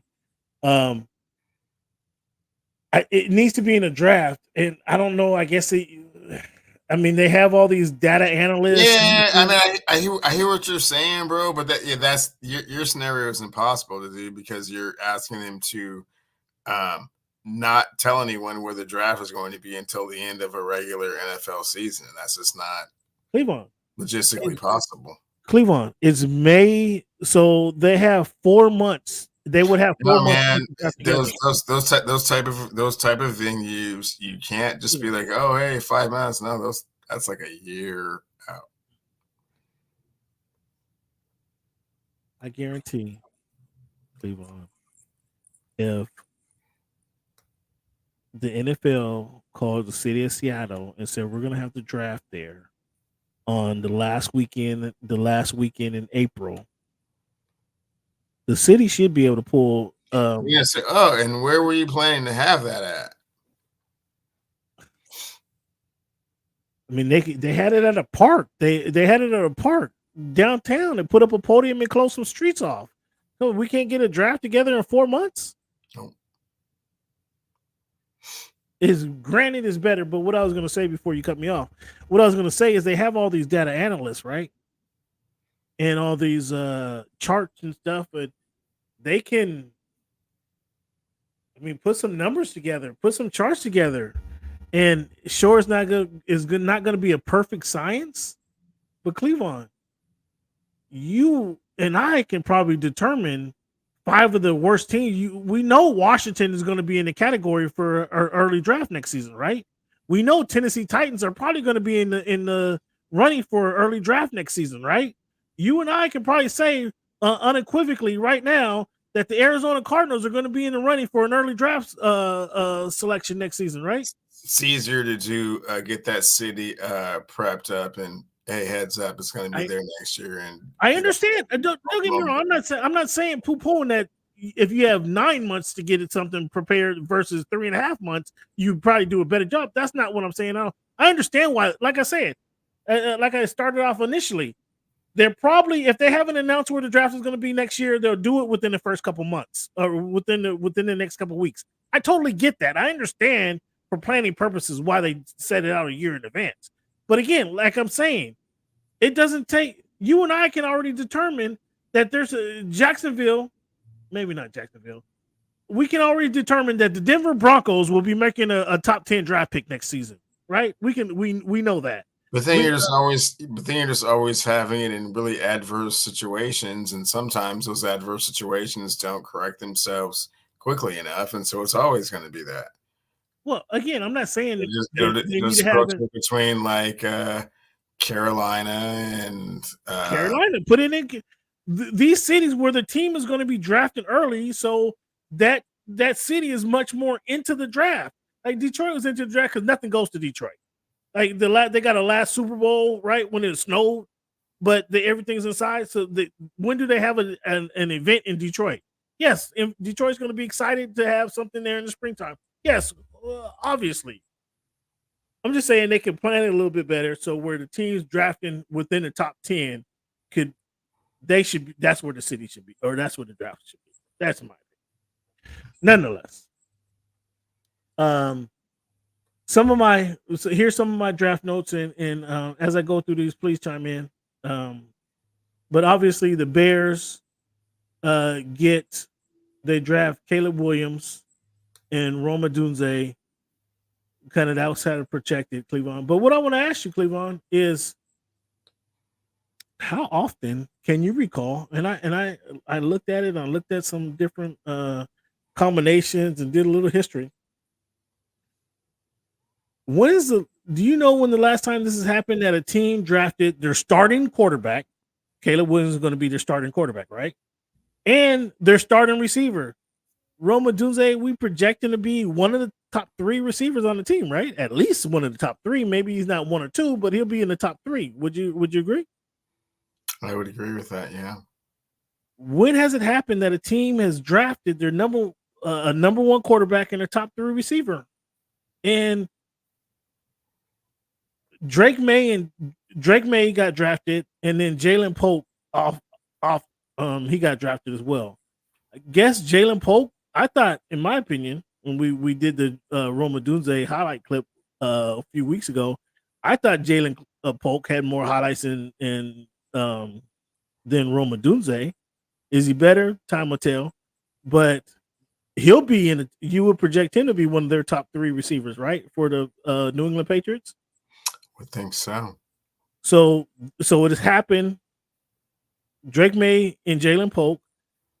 I looked at Marvin Harrison and Peyton Manning. Well, Harrison was a couple years before Peyton Manning. Burrow and Chase. Chase came after Burrow. Jalen Hurts and Devontae Smith. Devontae came a year after Jalen Hurts. Tua Tagovailoa, Jalen Waddle. Waddle came a year after Tua. Dave Craig and Steve Largent, were they both on the team? I know Steve Largent was on the team when the 1976 squad. Was Dave Craig on the squad, or did he come the year later? That's later. Yeah. So when has it happened that you can remember, Cleveland, that a team has got a number 1 quarterback and their top 3 receiver in the same draft? Almost never. It's extremely rare. So I mean that adds a lot of added interest. Everybody was already interested to see what Caleb Williams is going to do, and obviously we want to see what he does with Rome Odunze, and that adds interest to Drake May and Jalen Pope. Now I don't have a lot of confidence in Drake May, but we'll see what happens. Him and Jalen Polk, see how that combination, that duo plays out. One of my draft notes is the Falcons, and everybody's talking Cousins to I think it was $130 million deal. They draft Michael Penix Jr. Does it make sense to you? Do you understand it? Are you just as lost as everybody else? No, it doesn't make sense. I mean, I understand what they're trying to do with regards to their explanation of it. They're trying to be proactive and preemptive with regards to drafting a franchise quarterback before the fact. But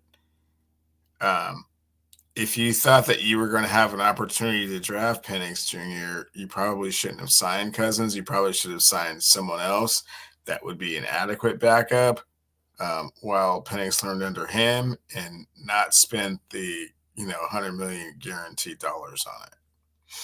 Yeah. Cousins looked like he robbed him again. Fans, just to give you guys the update right now, the Dallas Mavericks are up 71-50, 4.5 minutes to go in the third quarter. That's 21 points, right, Cam? If I'm doing the math correctly, it's pretty close. It's pretty close. 71-50. Well, now it's 73-50, and somebody's going to the line for the. That's 23 points. Okay. With just over 4 minutes 44 seconds to go in the third quarter. So 23 points. Yeah. Did you have something right on tonight? Did you have tonight in the points? Not till next game.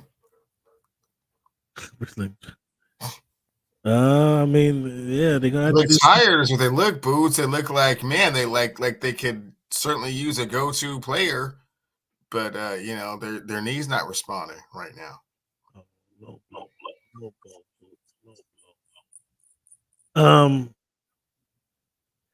So Penix, yeah, it didn't make sense to me. Obviously, if they felt they can get Michael Penix, if he's going to be there for them, with the number of mocks. There's no way they didn't think that he wasn't going to be there at number 8 because they just hadn't had that much activity about it. And I keep hearing it's like when they drafted Mahomes, it's like when they drafted Aaron Rodgers, it's like when they drafted Jordan Love. It's like, no, those guys were way later. I mean, even Patrick Mahomes was after 8, so it's like, yeah, he was the top 15 pick. So one thing I keep hearing about is he's 24, so by the time he starts, he'll be 26. I'm not sure that's irrelevant to me. Yeah, that's cool. I mean, lots of quarterbacks don't start till their 3rd or 4th. Yeah, I mean, that's yeah. I don't understand. Oh,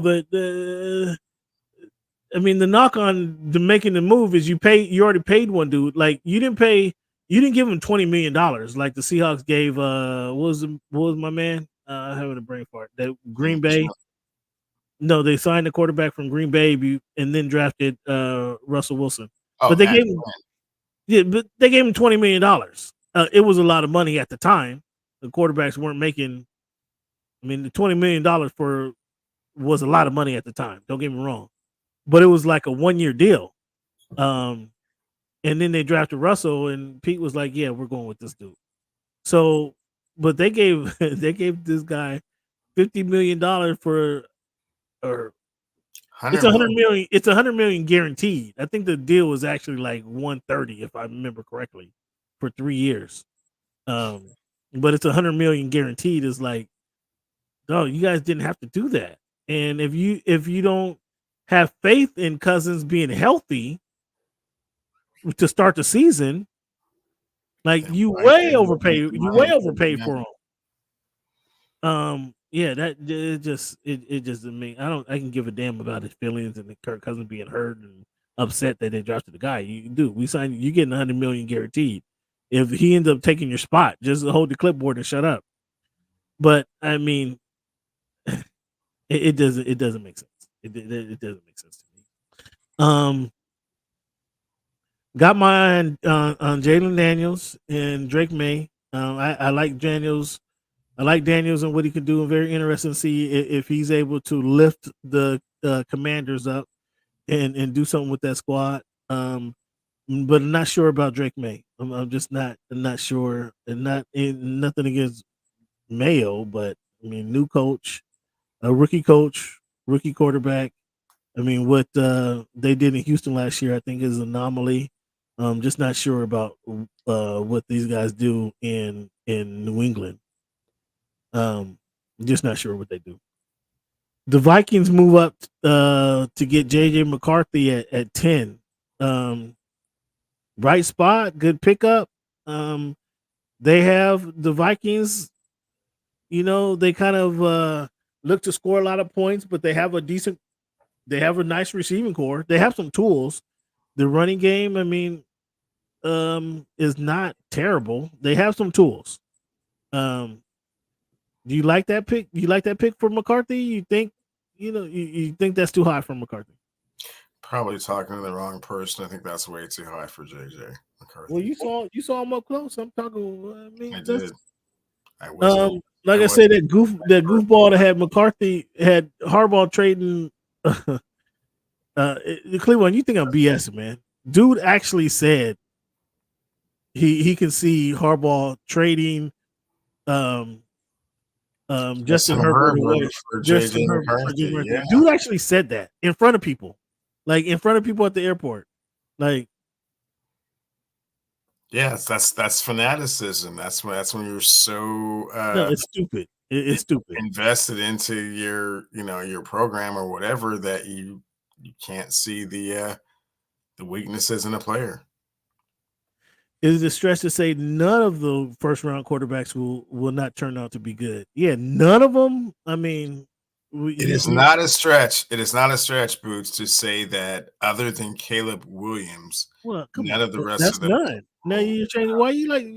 Hey, Boots, you got to watch Cleveland. He'll change your words around. He'll change his. Is it a stretch that none of the first round quarterbacks will not turn out to be good?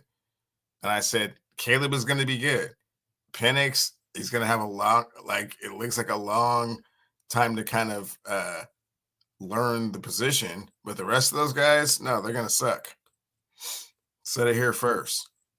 Jalen Daniels is going to suck. Daniels, May, and McCarthy are going to suck. What about Bo Nix at number 12? And he's going to suck too, even more than the rest of those guys I just named. Wow. Oh, I mean, what's your heart on for McCarthy and Daniels and those guys aren't good, man. I mean, you can tell a good quarterback when you see one. Cameron, those guys aren't good. They did. Okay, is it a stress that none of the first round quarterbacks will turn out to be good? Which one of those guys do you have confidence in? Like, seriously, Jaden Daniels. I think from what I see, Jaden Daniels, you seen the LSU, the Heisman Trophy winner, the recent Heisman Trophy winner, can be better than the previous Heisman Trophy winner. That's what I see. And like I said, I want to see, can he lift? Can he lift the? He has your guy Score McLaurin. Who's on the other side of him? They got Austin Dotson on the other side. They got Austin Eckler. So. I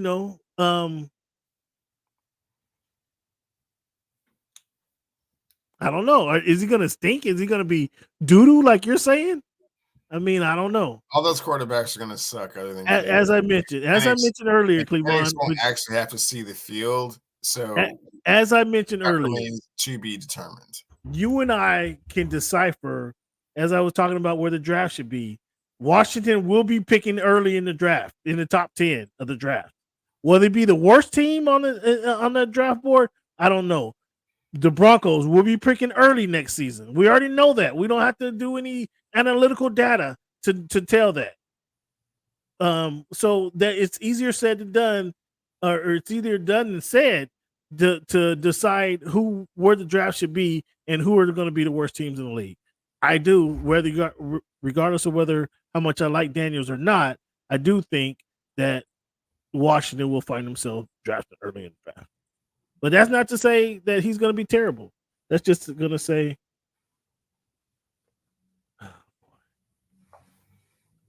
27, 12 points in the quarter, 83-58. Doesn't sound like that's getting any better over there. 2 in minutes to Los go. Angeles. Okay, we got. All right. So Powell, maybe let's their see this. last game in the Crip House. Is that what you're saying?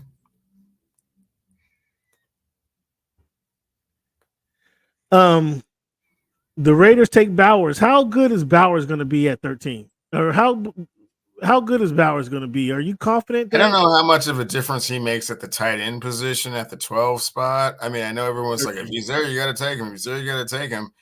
No, you have to be able to use your tight end if you take a tight end that high. And a lot of teams are not very proficient at using their tight end. The ones that are, they get the most out of them. But the ones that have like just regular quarterbacks, like it's a hard position.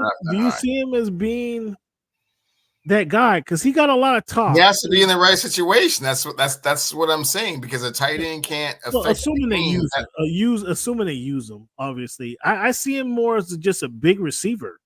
I don't see him as well, I mean, if you have like a Kelsey Gronk type, I mean Jimmy Graham type, I mean, I'm hoping that they are looking at him more like a Jimmy Graham type.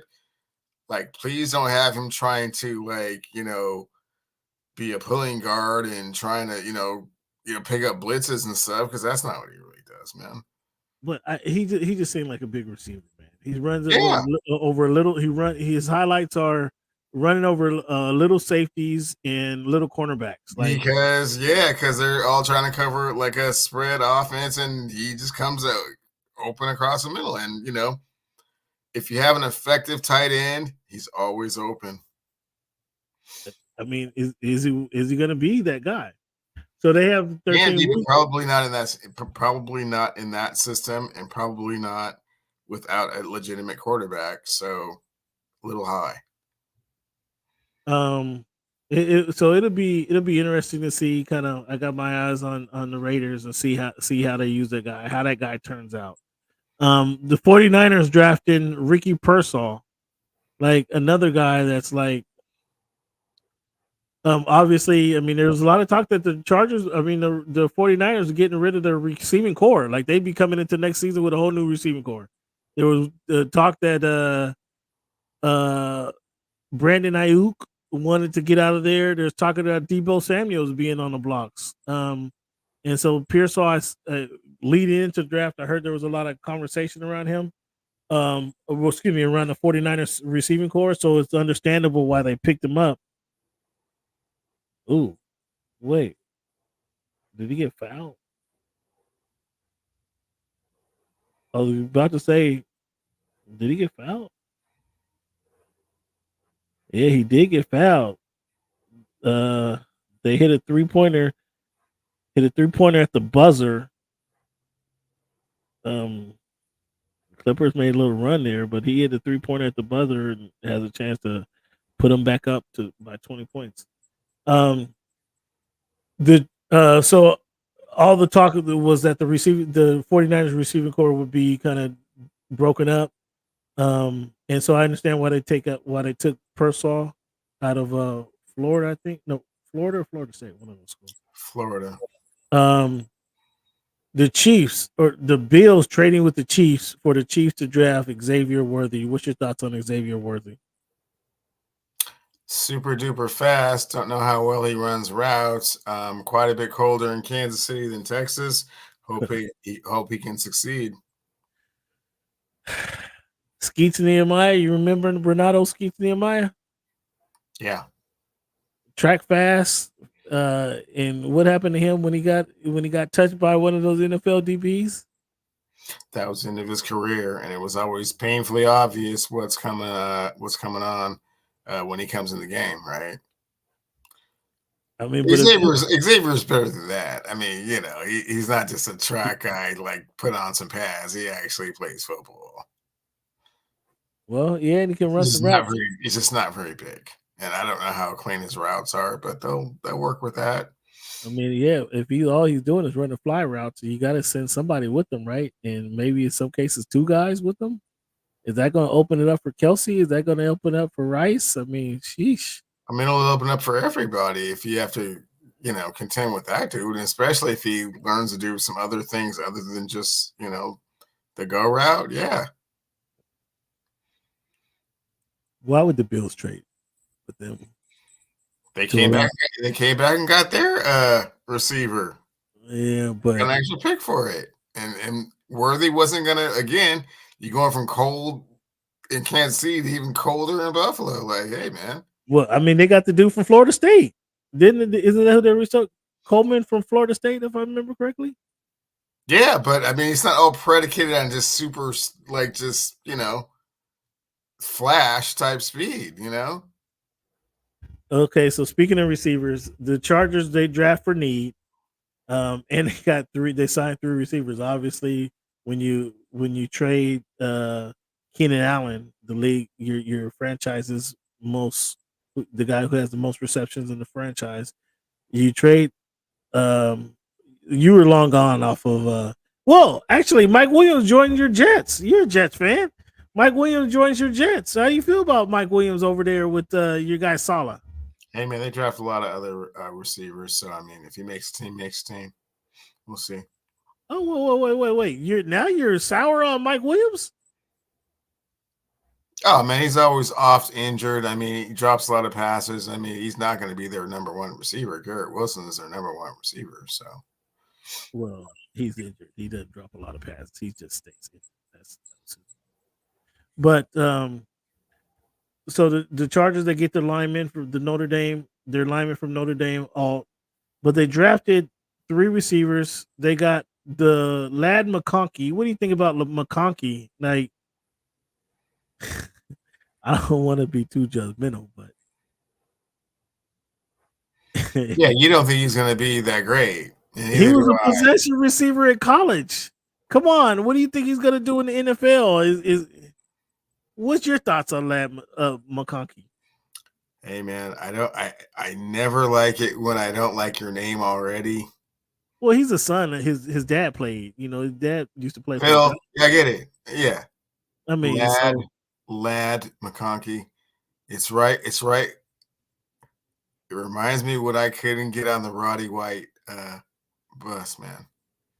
Dude, your name is Roddy. Your name is Roddy White, man. Okay, they also drafted Brendan Rice, Jerry Rice's son.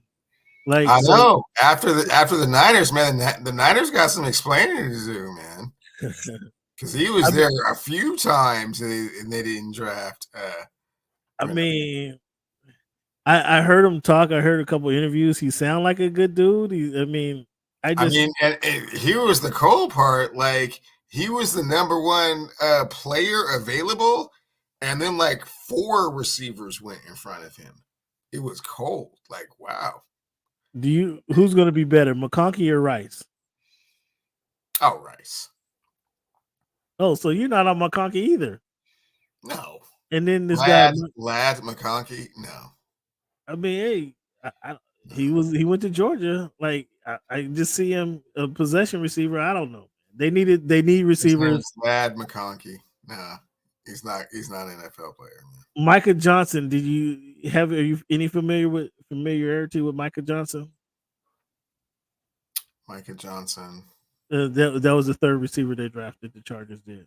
Oh, I don't know. I know they needed receivers. So the Dolphins, they drafted for need as well, except they didn't get their defensive tackle that they needed with Wilkins going to the Raiders. They got a pass rusher, edge rusher to kind of give you insurance if who got hurt. Jalen Phillips got hurt, and then what's the other guy's name? Number 2 got hurt as well at the end of last season. And Robinson, geez, how am I having a brain fart? Dude, they got a lot of picks for him. Riley Chubb got hurt. Riley Chubb, yeah, he got hurt. So this guy is to fill in for either one of these guys who won't be ready when the season starts. They got the 1 offensive lineman. I don't think they got enough offensive linemen. They drafted another running back from Tennessee, is kind of a speed guy. Kind of didn't understand why you go. I thought our backfield was kind of straight with Mostert and Mostert. Yeah, but we go get a 3rd running back, like special teamer. Maybe so. I don't think. I think they needed another fat guy, um, to block, specifically for that off the injured quarterback that they got. Um, yeah. Then the Seahawks, they draft for need as well. They get their tight end AJ Bonner. You saw him play for Michigan. What's your thoughts? I didn't really see a whole lot of him at Michigan. I mean, if he can come in and do that, that's great. I actually like Westover, the UW tight end, getting picked up as a free agent because he understands the offense already. And he was always real incredibly elusive, especially in the red zone. But this draft was all about Byron Murphy II. Either they hit a home run or they didn't. What'd you think about Byron? I think Byron Mercer. He's playing against. He's going to be playing with who's shit. Same player right next to Leonard Williams. It'll be fantastic. I think, yeah, really get down like that, and it was projected as the best defensive player in the draft. So if the best defensive player in the draft falls to you at 16, man, it's a blessing. Take it. Best defensive player. I'm not sure.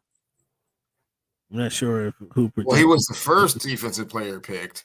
So the only other players that you're talking about are Latu and and Dallas, right? And no, but dude is solid. I'm familiar with Murphy. I saw Murphy play a couple times. He's a solid dude. Like he caused a lot of havoc, especially when the Texas Longhorns they played Alabama. Caused a lot of havoc. And then I don't think it's kind of weird to say though that the big guys, most of their, it's rare that they have the young defensive tackles or interior defensive linemen. It's rare that they produce in their first few years. It's rare because they need to get their grown man strength. First, they need to get their technique right, and then they need to get their grown man strength, and then they need to get that comfort within the league. So you see a lot of them excel later on in their career. That's kind of weird that you see that, but most often the defensive stalwarts perform later on in their career more than they do in their career. But he's playing against a guy who's been in the league. The guy who I just described, who's been in the league, who's got this grown man strength, and that is going to require a double team. So he's going to be able to play oftentimes without just him and the guy in front of him. And so if he can play like he played in college, at least, I think that's a great pickup. I think that's going to give him a chance to perform because he's playing with the guy, a veteran defensive tackle in the league. I think that's a good sign. That's going to be a good help for him. They get the lineman, Christian Hayes, and their linebacker, Tyrese Knight. How do you think Tyrese Knight? You guys also stole the Dolphins linebacker, Jerome Baker. Like that was a good pickup. So your linebacker, you should be good at the inside linebacker spot. You should be fairly good at there. What do you think about the Seahawks moves in the draft? I'm still not 100% sold on what the linebackers are going to look like. I think that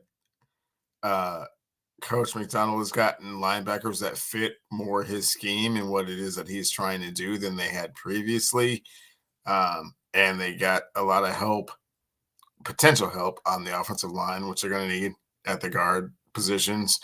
And then thought it was quite interesting. They drafted two cornerbacks from the same team, both Auburn cornerbacks. So I don't think they'll both make the team, but maybe I'm tripping. I don't know.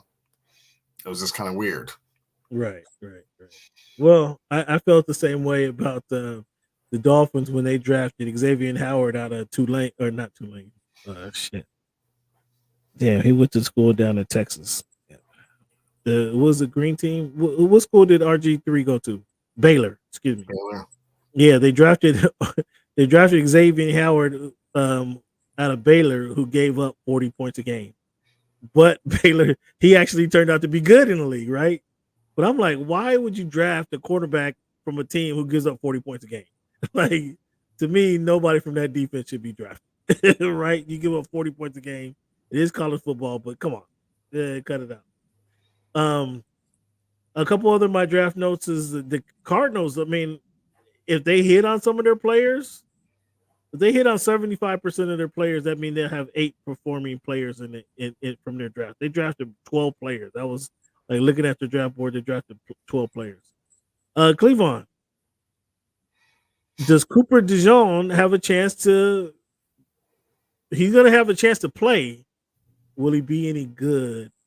Iowa's Cooper DeJean. Will he be any good in the NFL? The Eagles drafted him. That was their second cornerback taken in the draft. The first white cornerback in many years to play in the NFL. He hasn't played yet, but will he be any good? Will he actually hit the field? It's gonna be Jason Sehorn reincarnated, bro. He's gonna be just fine. He's gonna be just fine. Hopefully, they don't put him back at the returning kick. Oh, yeah. Well, didn't he do that though? Oh, that ended his career. No, I think, he did that. But doesn't DeJean do that? He did that, but that's what ended. Oh yeah, they career. wanted him to be Dion real quick, and it's like that's a little harder than it looks. But no, when he was playing corner for the Giants, man, cut it out. Yeah, but then they He put was him back. long and he was fast, and nobody thought he was fast. So they kept throwing on him. It's like no. It's not So you think he's gonna be Jason Sehorn, huh? So they're gonna be. He might end up having one of the highest selling jerseys in this season. Watch, and whether he only plays on third down or not, he might end up having one of the highest selling jerseys in the NFL this season. That'll be interesting. Cowboys didn't draft a running back. I thought that was odd. Although we now learn that running backs can fall off trees. Apparently, the teams believe. Cowboys not getting one, not even drafting one in 6 rounds. Like, come on, guys, not one running back. Very strange. The Bengals drafting Bama wide receiver Jermaine Burton. Have you seen any of Burton? What do you think of Burton? What do you think about that fit? Haven't seen a whole lot of Burton.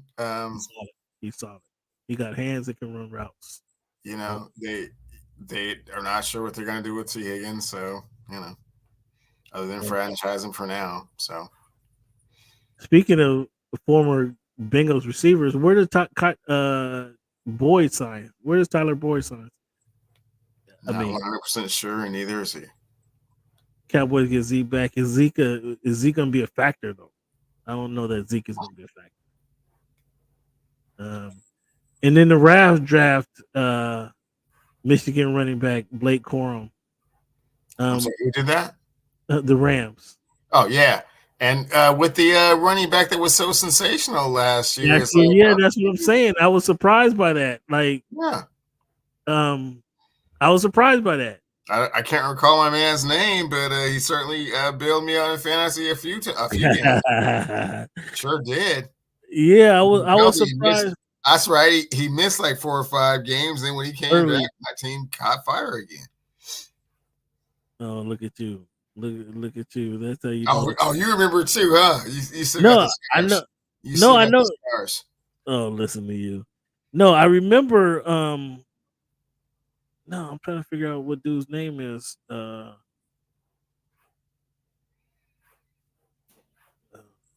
trying to remember what dude's name was, but yeah, he came on late in the season, and for them to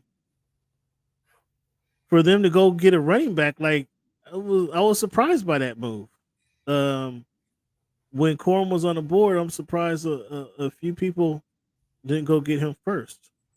You know what I mean? Yeah, maybe they're anticipating a little, thunder and lightning type of combo. I mean, but Corum's a little guy. What lightning is he bringing? No, he's bringing the thunder. I mean, for the carries that he's getting. You think so? The other dude is the cat that can catch out of the backfield and break tackles and get away. Yeah, dude was a little shifty guy. Brought speed and everything. What is the dude's name?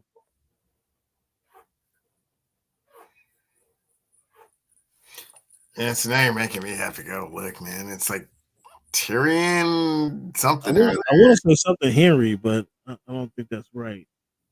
But yeah, he was a performer. He had some good games. It's just surprising that they would go get a running back after what he would do, after what he did the season he had.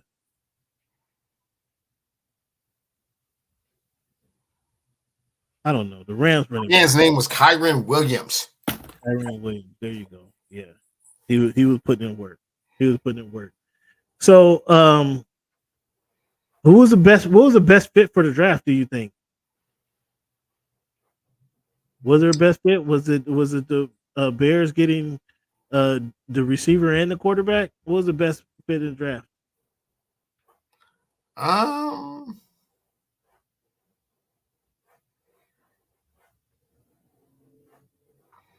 I can't say there was like a particularly great fit. I mean, I guess it would be Alt going to the Chargers. I mean, he's like solidifying that offensive line, and you got your Pro Bowler coming off an injury at left tackle. I mean, yeah, I mean that was they want to run the ball and protect Herbert. I mean, they certainly did that. I mean, and they got 3 receivers. Like one of them got hit. One of them got being glamorous, but they certainly take care of business. Yeah. What worst pick of the draft was it? The Falcons taking Penix? Was it the Broncos taking Nix? What was the worst pick in the draft? Broncos taking Nix, I think. Obviously with the 8 pick, I mean, it's awfully high for someone that's not going to play for a couple of years. And I didn't really, I mean, people are saying like the Lathan pick that the Titans made, like maybe they could have traded back and got some picks and still got him. JJ, man. I mean, if he's not who they think he is, man. Yeah, my next question was the worst team with the worst draft or the biggest reach of the draft, and yeah, Minnesota. But again, from all that's been discussed about JJ, is he has all the tools and he can do things that he wasn't asked to do much at Michigan. Well, now he's going to be asked to do something. And so in the NFL, you can't just hide. Although they have tools at Minnesota. Skill positions, they have Addison, they got Jefferson, they got Hawkinson. So I don't need nothing. Yeah, let's see what you got. Fans, again, thank you guys for tuning into the Voice of the Fans podcast. This is week 290, Cleveland. Each and every week we start off the show with our numbers game. We do this week in history segment. This is a segment that I just want to enlighten the fans, enlighten you guys with some of it's sports. We got some sports content with just general history that often gets forgotten and overlooked. Just give you guys some nuggets of what happened in the past and with our forefathers. Cleveland, on this day, 1867, graciously, the Howard University campus in D.C. was opened, which is the historically black college, obviously HBCU and Howard University. It was graciously opened May 1st, 1867. May 1st, 1950, Gwendolyn Brooks became the first black person awarded a Pulitzer Prize. And that was for poetry, I believe. May 2nd, 1920, Cleveland, the first game of the National Negro Baseball League was played in Indianapolis. May 3rd, 1948, Supreme Court ruled against Shelby versus Kramer that federal and state courts could not enforce restrictive covenants which barred persons, from owning and occupying property because of their race. This is 1948. This ruling was 1948, May 3rd. 1983, Cleveland. 1983,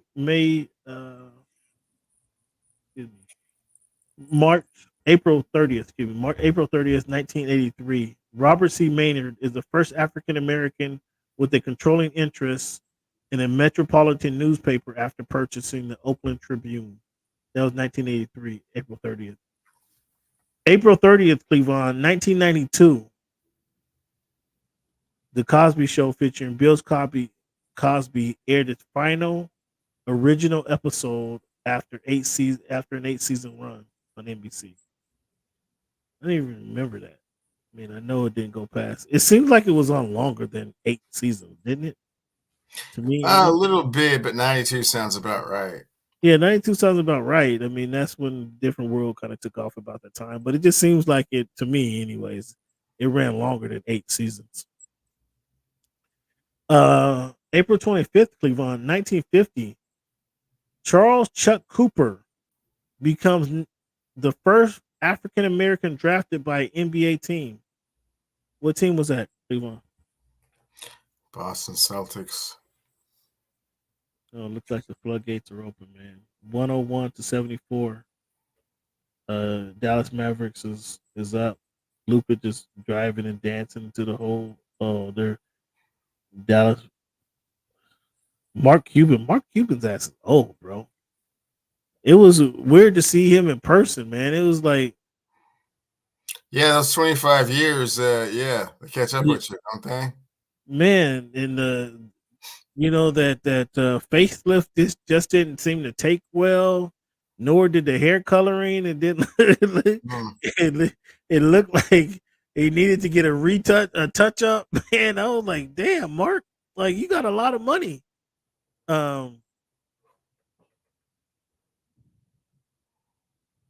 Yeah, the kids grew up so fast. It did, but I mean, that's still 8 years. I mean, no, that still felt like a quick run. But yeah, they're all smiles on the Dallas sideline here tonight. There's Bones Highland getting some run. So yeah, this game. Okay, it's Highland time. Okay. Yeah, it's 104-75, 5 minutes ago. So we'll see you Friday night. Charles Chuck Cooper, Cleveland. Moses Walker becomes first black player in the Major League Baseball. This is May 1st, 1884. You heard of Moses Walker? No. May 1st, 1991, Cleveland. Nolan Ryan threw his 7th no-hitter. I think he leads all pitchers with no-hitters. May 1st, 1992, Cleveland. A year later, Ricky Henderson stole his 100th base. Cleveland, I got a little hit. Would I say 100? Yeah, 1,000 base. Excuse me. So he obviously leads the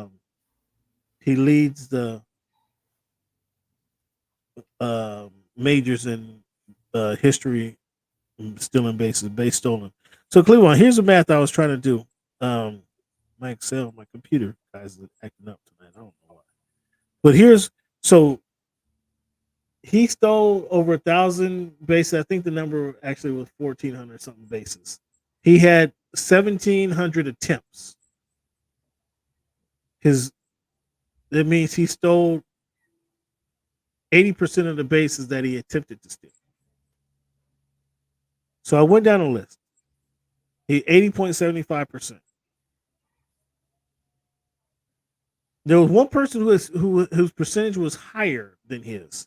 He didn't steal as many bases as he did, but his percentage of attempts or completed stolen bases divided by attempts was higher than his. Any idea who that might have been? Well, there's a couple people higher than him, but one was significantly higher. Any idea? With a minimum of how many stolen bases? Well, they only did the top 5. Only did the top 5, so they're in the top 5. Oh, Maury Wills. No, they're players that you've seen. What's that? These are players that you have seen play. Oh, Barry Bonds. I have no idea what your stat means. So who are you talking about? Again, so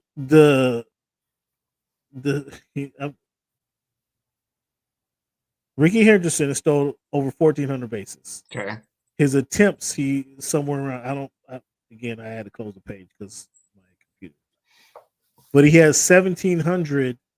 He had 1,700 attempts, so that averages out to 80% stolen percentage, right? Base stealing percentage.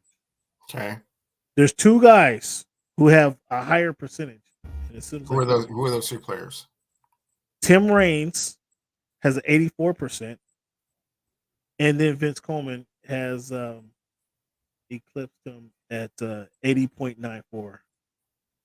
So I just thought that was in it. What I was trying to decide, what I was trying to understand was, sure, he had the most bases, but how many times was he successful? He attempted more. He attempted more to steal more bases than anybody by a considerable amount, and then he definitely had more stolen bases than anybody. So I just some interesting. I just wanted to add some context to the number because you see the stolen bases. Okay, you steal some bases, but how often were you successful? I was trying to see. I wanted to do the top 10, but my computer, I don't know what the heck. Cleveland. Candace Parker announced her retirement this week. And what do you think of her? Does Caitlin Clark, can she top Candace Parker's rookie season? You know, they start playing this Friday. At least they start playing the preseason game for the WNBA. Candace Parker, Rookie of the Year, Defensive Player of the Year, and MVP, and all NBA, all WNBA award. Can Caitlin Clark? She won't be Defensive Player of the Year, but can she become Rookie of the Year, MVP, all WNBA? Is that potential? Is that possible? You don't think so? I don't think so either. But I mean, that's something for her to shoot for. We'll see what the turnout is. It's good to have goals. Have you put the Indiana Fever, their schedule, in your phone? Are you planning to go see them when they come to? Not quite just yet. Go see them when they're in Seattle, just because it's such a thing. But nah. But it's not in your phone quite yet. No, not on the phone. Canelo Alvarez versus Jaime Munguia this weekend. Cinco de Mayo weekend. Now, you seen Canelo fight John Ritter a couple years ago. John Ryder. You saw him fight him not a couple years ago, last year. Might as well have been a couple years ago, huh, Cam? What's that? So might as well have been a couple years ago, huh, Cam? I mean, As uneventful as that fight was, yeah, man. It went the distance. This one's going to be uneventful too. Jaime Munguia. Biggest thing to come out of this was De La Hoya and Canelo going at it. Oh, you know about that? Oh, you paying some attention, huh? I mean, only because that was the only thing to pay attention to. Them two not liking each other. Jaime Munguia though knocked out Ritter. Man, anyways, man. No interest in seeing Nope. Canelo Alvarez versus Munguia? Nope. Okay. Well, I mean, did you listen to Kendrick, his Euphoria diss track for Drake? I sure did, and it was pleasant. I mean, he certainly gave it to him. Not quite like Chris gave it to Quavo, but he certainly had some things to say. And Drake better go to the lab, go do your research, go do your studying. Do you think he has anything? No. You don't think he has anything for No. For Kendrick?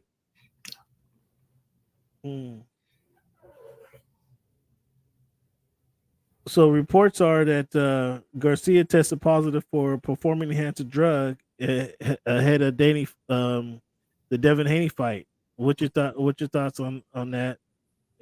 Could that have been done? There you go, Boots. Could that have been the reason he handled Haney so well? 177% could have been a contributing factor to it.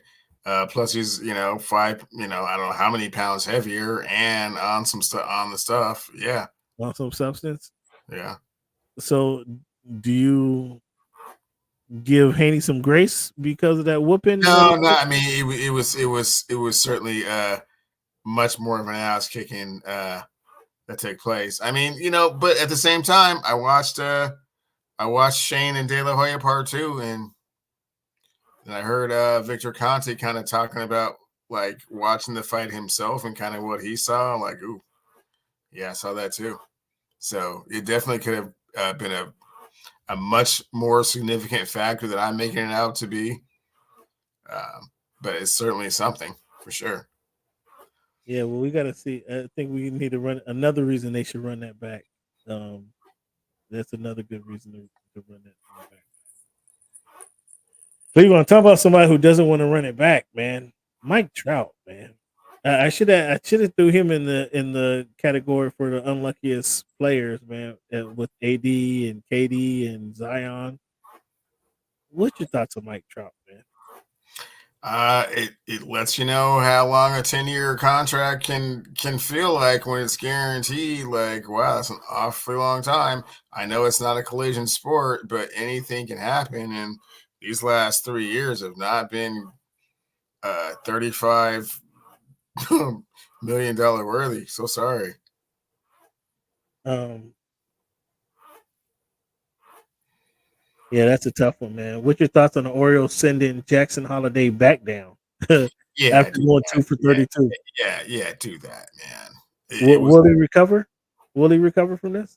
Hard to say. I mean, it's early, but I mean, they probably brought him along a little bit too soon, and he probably put a little bit too much pressure on himself. So go back down there and feast on AAA pitching, and if there's an injury or an opportunity to come back up, man, come back up and hang out. But we're not going to put the pressure on you to be like, the Messiah, so to speak. What was Willie Mays? What did he start out? Do you recall? I do not. Willie Mays was 0 for 25 before he became the hit king. Yeah, it's a completely different era. But yeah, much different era. But Willie Mays, But yeah. Sometimes extreme failure comes with extreme success. Cleveland, let's give us a Mariner minute. Give us an update on the Seattle Mariners, man. 17-14, 54% winning percentage, 7-10 their last 10 games. What's going on up there? It looks like they're holding off the Metro League from taking over their stadium so far. Oh, hey, Ken, thanks so much for asking. Yeah, the Mariners have the best pitching staff in baseball, phenomenally. Best pitching staff in baseball. Just last week, you told me they didn't have no arms. The Mariners have the best pitching staff in baseball, and phenomenally, in the last 19 games, they have given up 2 earned runs or less. That's the good news. Bad news is they still can't score any runs, and their defense is, average at best. So at present, they're ahead in the American League West. They just took a series from the World Series champions, just took a series from the runner-up in the World Series, and just took a series from the team with the best record in baseball. So, if you project that going forward, quite possibly they should be in the playoffs this season, but we'll see. So by Seafair weekend,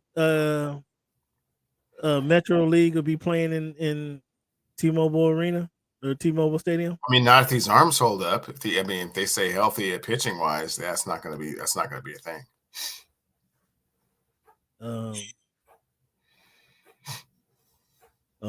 Here we go. Here we go. You guys, I like it. You guys are too much, man. You two are too much, man. Yeah, you guys are too much, fans. Like I say, each and every week, man, fans, we do something nobody else does for you guys. We play the numbers game at the beginning of the show. We give you our This Week in History segment. Every now and again, this time of year, we're able to play to give you. Every now and then, we're able to give you a Mariners minute. Not too often, fans. Don't expect this every week, but we're able to give you a Mariners minute every now and then. Only when they're above 500 can you expect a Mariners minute. But then we end the show with a quote, fans, that again, this is just an inspirational quote. I love quotes. So this is a quote just meant to inspire you guys, and help you guys continue on through your week here. If you need any inspiration, we're here to give it for you, to give it to you. Thank you guys again for tuning into the Voice of the Fans podcast. Let's give Cleveland a round of applause. And give our callers and our listeners a round of applause as well. Give yourself a round of applause for being here, fans. The quote I'm going to leave you guys with tonight is, "You are never a loser until you quit trying." One more time for the people in the back, Cleveland. You are never a loser until you quit trying. No, thank you, Booth, for tuning in. Yeah, thank you guys, all you guys, fans, tuning in to the Voice of the Fan podcast. Please check out voiceofthefans.org for the article that we was debating about earlier in the show, to get some clarity, and you guys can understand how easily I won that argument earlier in the show. But check out voiceofthefans.org for our content throughout the week. Let's give Cleveland a round of applause for spending time with us tonight. Check for us on our Sunday special. We do our Sunday special every Sunday, not during the football season. So check for us on our Sunday special. We have a recap this Sunday, recap of the Canelo Alvarez fight. I'll give you a recap. Cleveland's not going to watch it. I'll give you a recap of the Canelo Alvarez fight. And maybe, there might be a fight. You tune in. There might be a fight between Oscar De La Hoya and Canelo. Well, you already know who's going to win that one. Well, don't be so sure. Boxing's a strange sport. But we got another fight that you're going to have to tune into next month, today's May 1st, June 1st. You're going to have to tune into that one because we're going to have Mike Tyson and Jake Paul going at it. So who's going to win that one, Cleveland? Jake Paul. See, that'd be a disappointing fight for much of America if Jake Paul actually wins that fight. Because people are not going there to see Jake Paul win the fight. I can tell you that now. But this is how crazy boxing is. So tune into the show on Sunday. We're gonna have an NBA playoff recap, an update on what's going on. By then we'll know if we're looking at Game 7 for the Clippers Mavericks, or has Ty Lue thrown in the towel? We'll see. We yet to be determined because they're gonna need to win the game on Friday to push it to Game 7, which will probably more than likely be on Sunday. So we still got some NBA series yet to be decided. So tune in to Sunday special. Well, those are a couple things that we'll talk about immediately, and then whatever the top topics are in the world of sports. Thank you guys again for tuning in to the Voice of the Fans podcast. Give yourself a round of applause. And as always, fans, thank you for making our voice your choice.